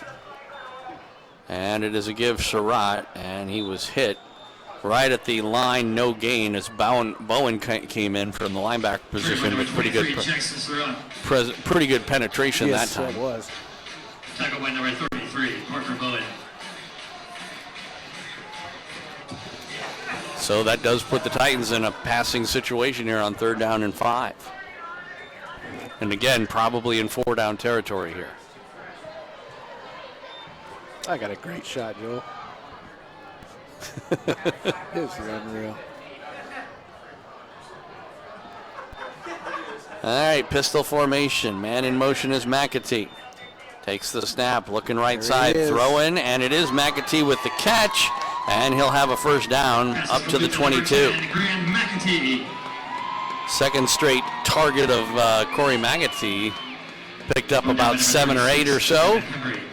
And we needed 5. That was good for a 1st down, 1st and 10, just outside of the red zone. So far, this has been a pretty good drive for the Titans. It has been a very good drive. And what they needed, but it needs to end in 7 points. On the keeper, it was intended to be an option, and Cooper decided not to throw it. He was able to elude the first rusher, but there were 2 following up that he couldn't get out of the way of, and it'll be a loss of about 4. 2nd down and 14. Brings up 2nd and 14. Yeah, I'll tell you what, on that last play, but we got a 1st down. Baga was up top, wide open. Empty backfield. We've got quads on the right side this time. Cardell on the left. Back to throw. Throwing toward Cardell. Makes the catch, breaks the tackle down the far sideline, and he gets inside to the 10-yard line, inside the 15. Good for a 1st down on 2nd and 14, picked up about 20. Tackle by number 42, And that was a lot of Cardell making yards after the catch. It was, but you know what? I think he should have kept it and kept going down the sideline. I think he could have got a few more yards there. Well, unfortunately, it was a shoestring catch tackle, and I mean that literally. He actually grabbed him by the foot, by the shoe. I think Trevor thought he'd be able to rip through that and just didn't. Surratt on the carry up the middle. Not much there. It'll be 2nd down and goal. Jackson Surratt. Again, this is a drive that needs to end in 7 points. Is there any scenario you can imagine where you as a coach would kick a field goal here? Yeah, me neither. No, you're down 14. Yeah, I don't care if even if we lost 10 yards or something like that, and it was 4th and goal from the 20, I'm still going after the end zone. Hopefully that won't happen, but we'll see on 2nd down. And it will be Cooper up the middle. Picked up about 3 to about the 7. It was faked it to Surratt, took it up the middle. Panthers did a better job of covering that, but it was still a positive yardage. Now here's the question: do you On third down, like I said, you've got two tries to get it in. Do you go for the end zone here, or do you think they're going to run it again? I think I would go to the end zone. Twins on the left, wide out right is Russo. Back to throw, looking left side. He's sacked back at the 15. Boy, this Titans offensive line has just been manhandled today. They have. It's going to be 4th down and goal. And like I said, this is the scenario we were talking about. Timeout? The Titans are going to call timeout and figure out what they want. No, I take it back. It's the end of the third quarter. So not necessary for a timeout. But we only have 12 minutes of football left to go. We'll see what they decide to do when we come back, but I imagine they're going to be going for it. As we start the fourth quarter, 12 minutes of football left to go. Panthers on top, 21-7 on Titan Football. Presentation of Backboard Sports, Beck Bros Productions, and 810varsity.com. Right here to Lee Summit West.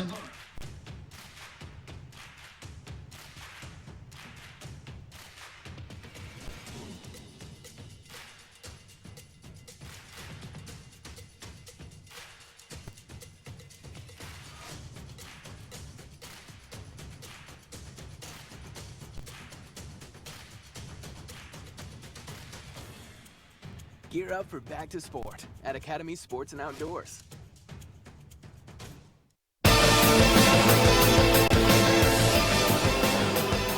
Welcome back out to Titans Stadium. Joel Becker, Coach Royce Boehm, Lee Summit West and Ray Peck, and the Titans trailing the Panthers 21-7. 4th down and goal from the 15. So the Titans are going to punt the ball away. No, I'm just kidding. We did not have the field goal unit. Not surprisingly, they're going to go for it. They go with, we haven't seen Taylor Wilson since he hurt his knee or ankle before. Back to throw is Cooper.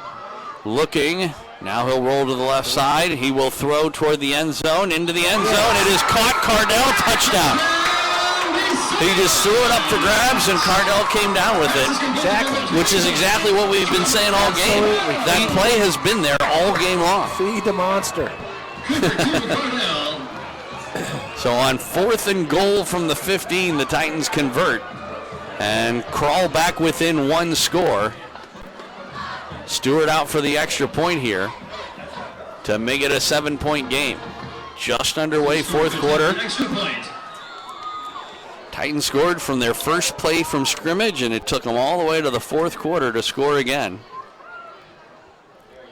15-yard pass, Sammy Cooper to Trevor Cardell. Oh, man. They got close, but Stewart managed to find a way to put it through. I think he actually put it through 2 uprights. First the guy coming in for the box, and then second of all the uprights.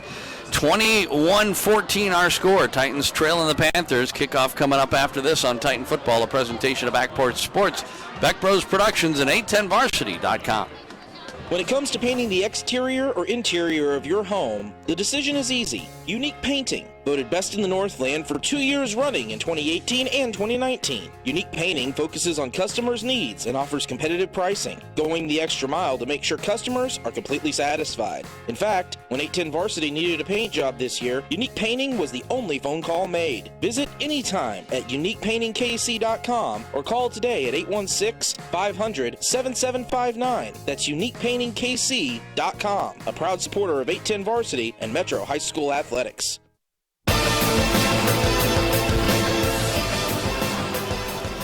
Back out at Titan Stadium, Joel Becker, Coach Royce Boehm, Lee Summit West, Ray Peck. Titans trailing, but now only by the 1 touchdown, 21-14. How about an onside kick? What do you think? You know what? You got 11:50. Not yet. It's not the play, but if you look at their formation, they're absolutely open for it. Right there. Right up the middle, yeah. They actually would have a pretty good chance of getting it, I think. But I don't think they're going to do it. He does squib it, and it was caught by an up man. He did have his knee down, so Ray Peck will take over at about their own 34. Well, it would be interesting to see if Tom puts the ball up in the air now. I would imagine.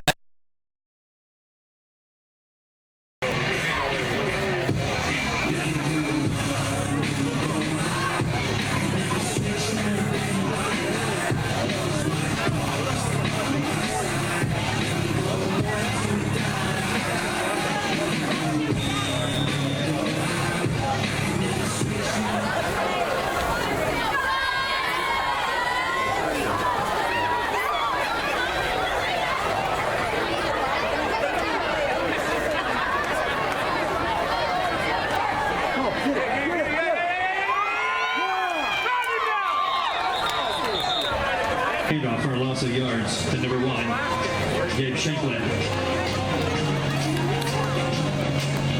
Wrapping him up as number 95, Justin Benedetti.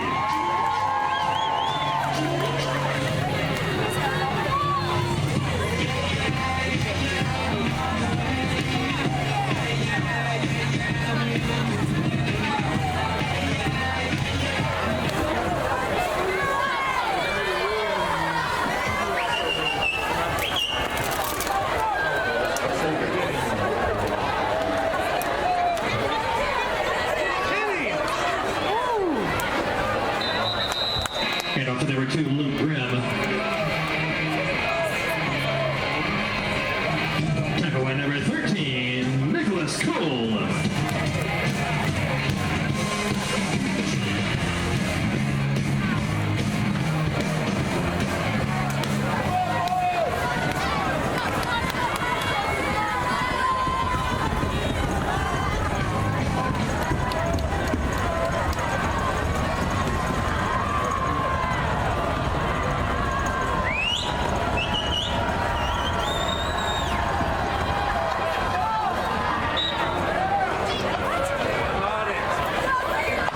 Is complete to number 2, Luke Grimm.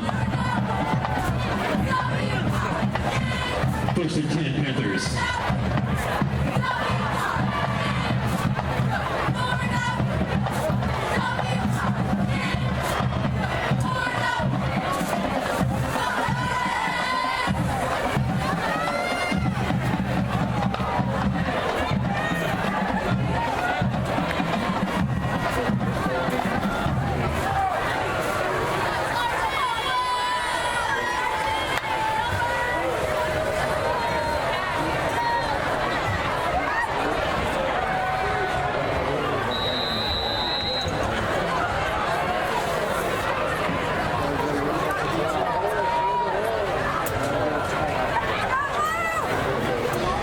Handoff to Shanklin. Tackle by number 90, Devin Force. Second and 2 for the Panthers.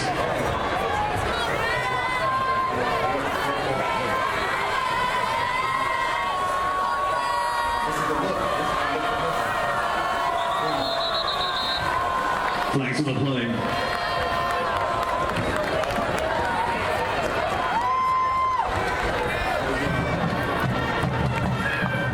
Illegal procedure against right back.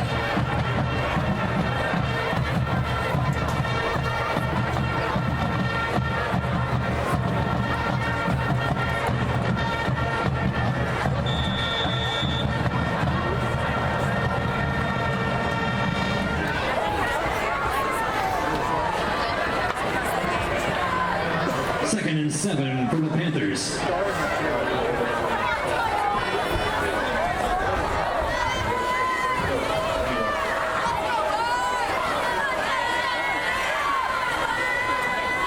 Handoff to Gabe Shanklin.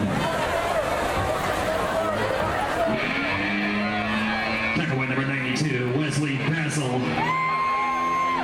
Brings up third down and 2 yards to go.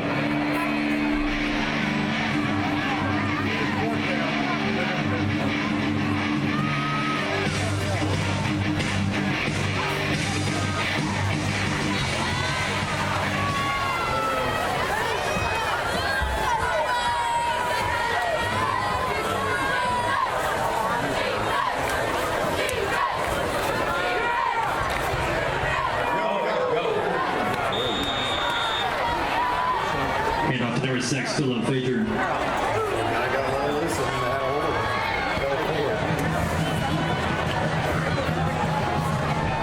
Tackle by number 38, Ryan Ramsey, and number 7, Carson Peck.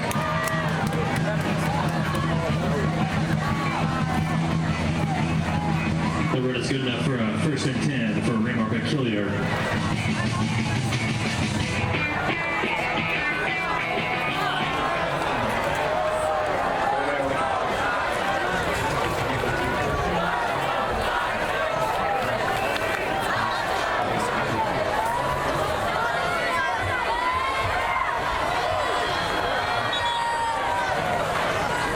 Run by number Shanklin.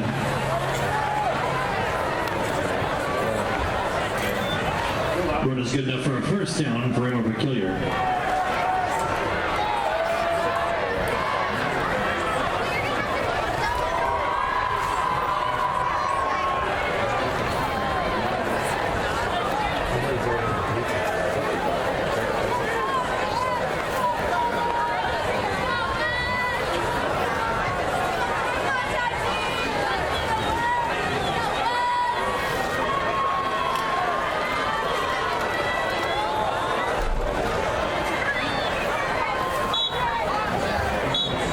Handoff to number 2, Luke Grimm.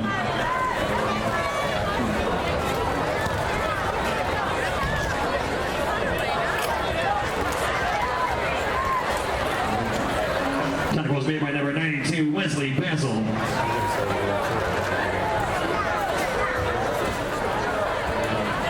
Second and 10 for Raymore-Peculiar.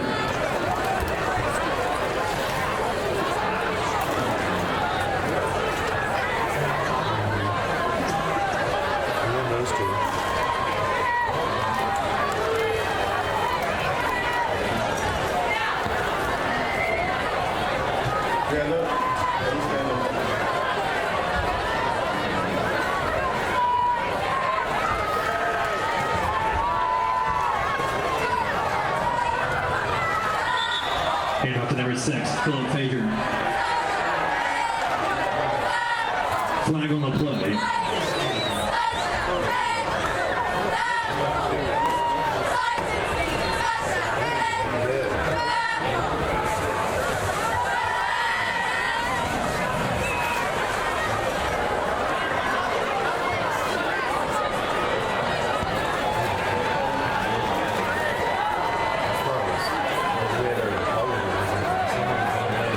Contact to the head, or Lee Summit West.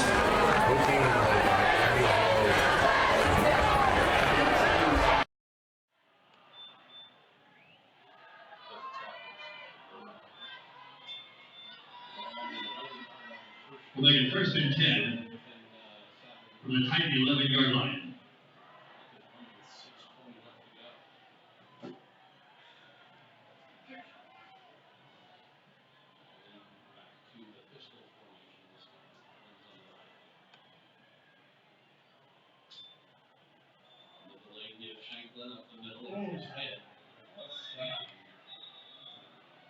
Handoff to number 1, Gabe Shanklin.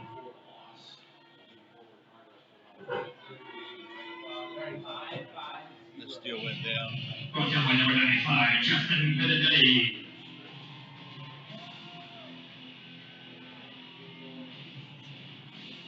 Loss of 3 yards brings up second and 13 for the Panthers. I don't know what happened. We just lost it. Can't get it to re-engage. Geez, we still got the crowd. Just no. Yeah.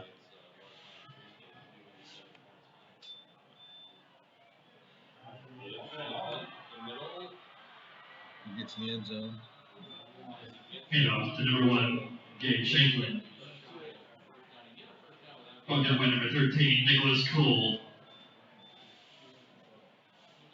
I think the only time they haven't scored is when they've missed the kicks. I know. What, one punt? Third and goal for the Panthers.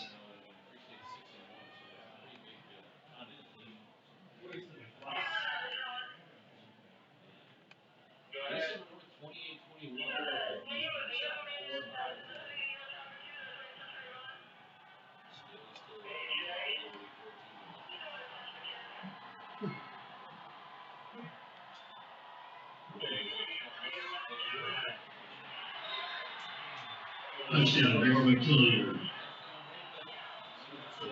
What's the time on that touchdown? Touchdown by number 6. What's the time on that touchdown? 4:32. Yep.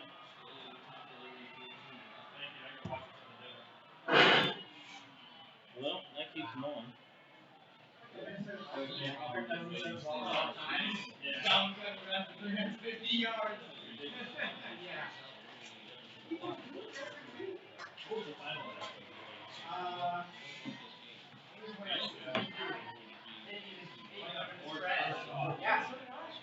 It's boring.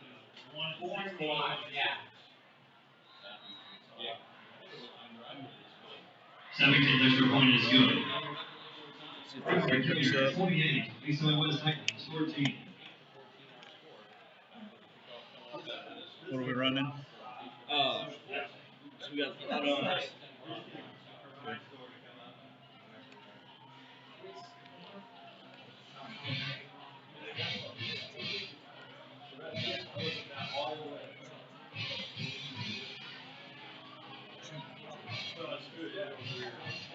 I had the software to load that up. Didn't recognize it.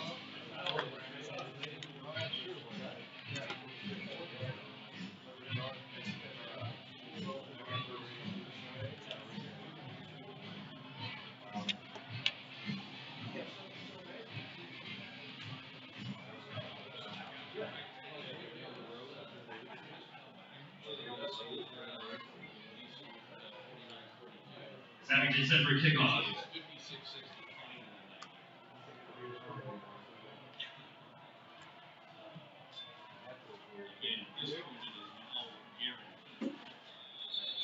Touchback.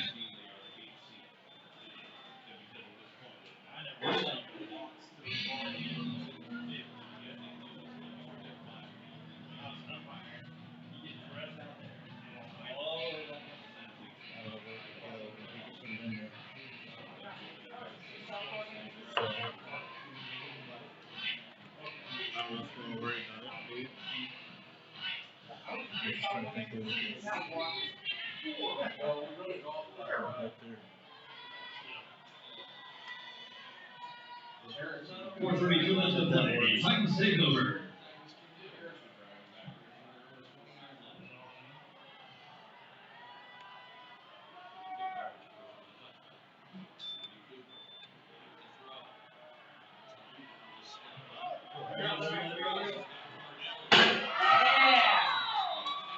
Pass is complete to number 25, Trevor Cordell.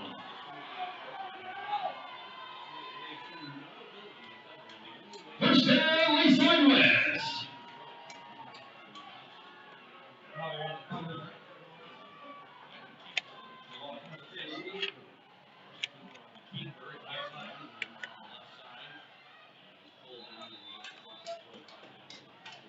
Signal Cooper on the carry.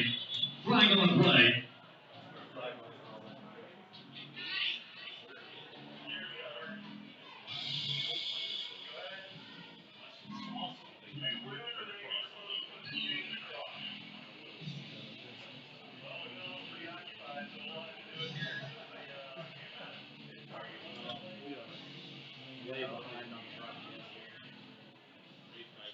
Are we right here now? Yeah, they haven't scored a touchdown yet. Oh, okay.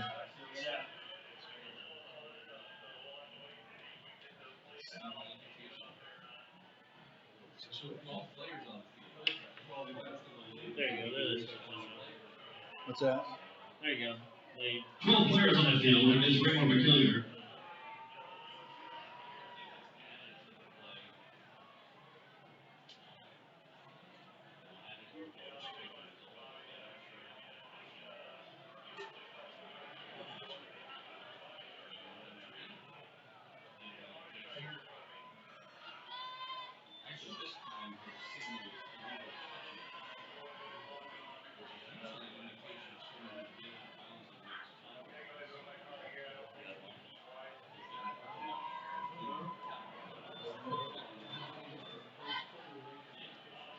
After the penalty, ball's from the 26. Touchdown, Lisa West.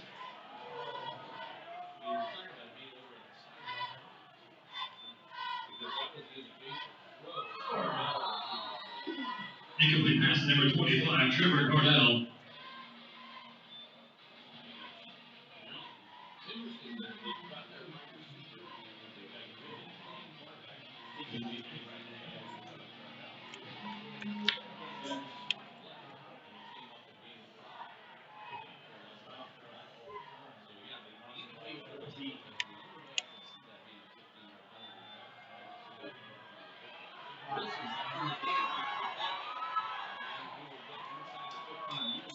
Pass is complete to number 2, Taylor Wilson.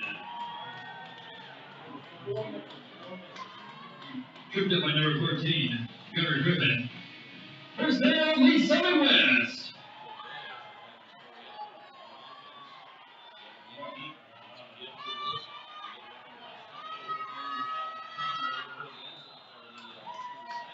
Handoff to Taylor Wilson. Is that a handoff or a toss? I think handoff.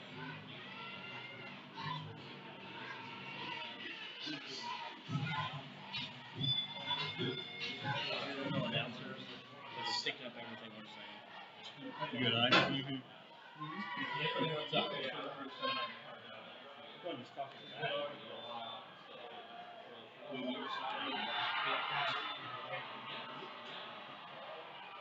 Pass incomplete to number 25, Trevor Cardell.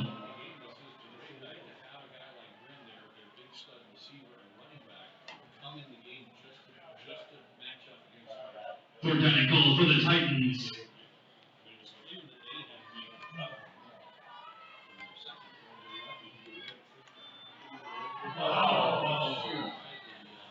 Cooper on the quarterback keeper.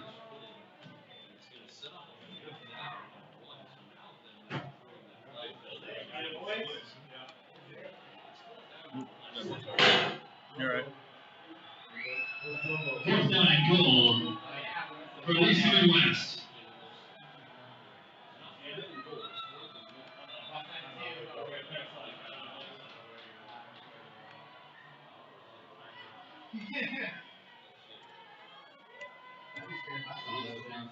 Timeout, Raymore-Peculiar.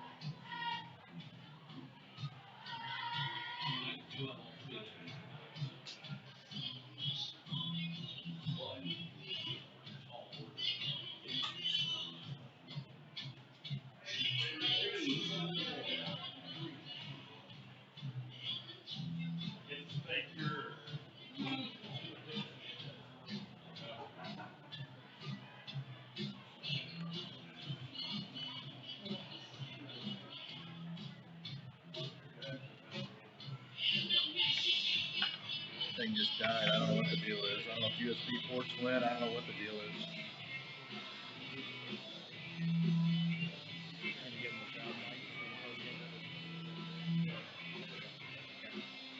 They can hear the crowd noise. They use this, but they're hearing this microphone. Yeah, that's what it is.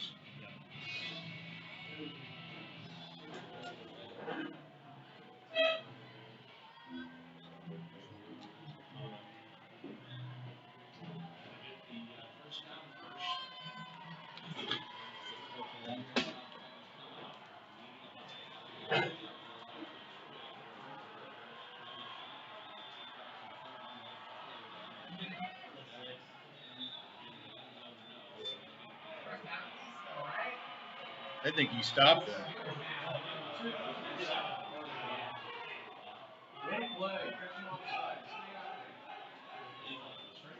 Cooper on the quarterback keeper.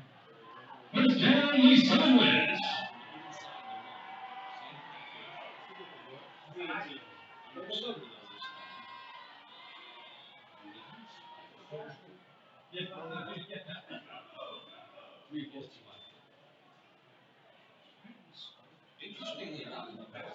Clock stop by number 4, Sandy Cooper.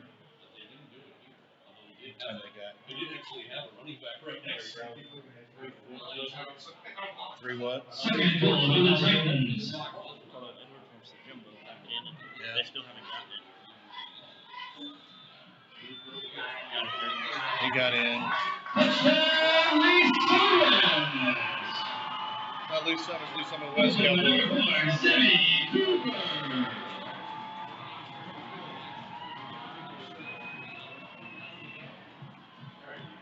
So we had the 8-10 ad.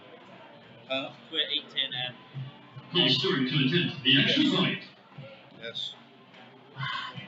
Get Joel's attention after you get it going and let him know we lost our sound. And we got a cord to do it just so you can boot it.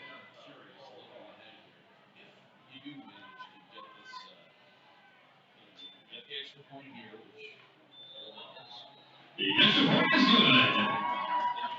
Lee Summit West 21, Raymore-Peculiar 28. Make it bad. Since we can't hear them anyways. Well, we just got to be, they can hear us, so we got to be cool about it.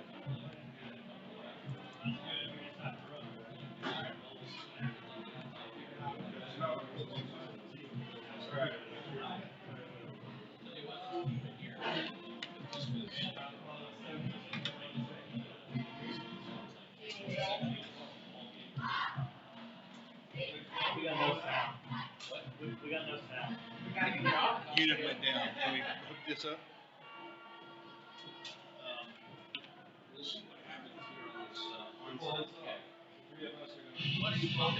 We lost the sound here. This unit went down. Yeah, but it's not going through this unit. I don't know where to plug it in. Where do you want to plug it in?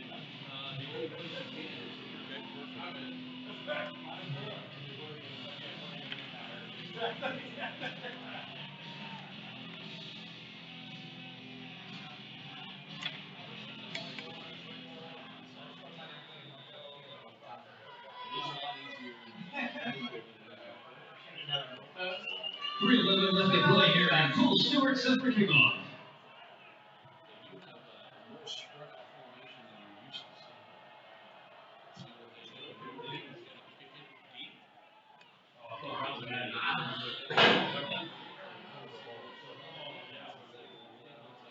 Touchback.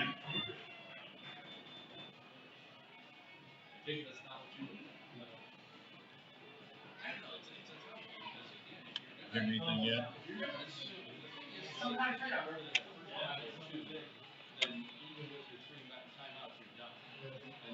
I don't have any power on that either.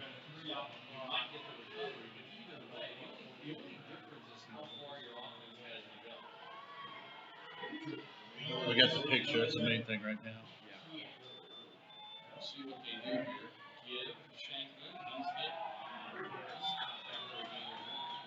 And off number 1, Gabe Shanklin.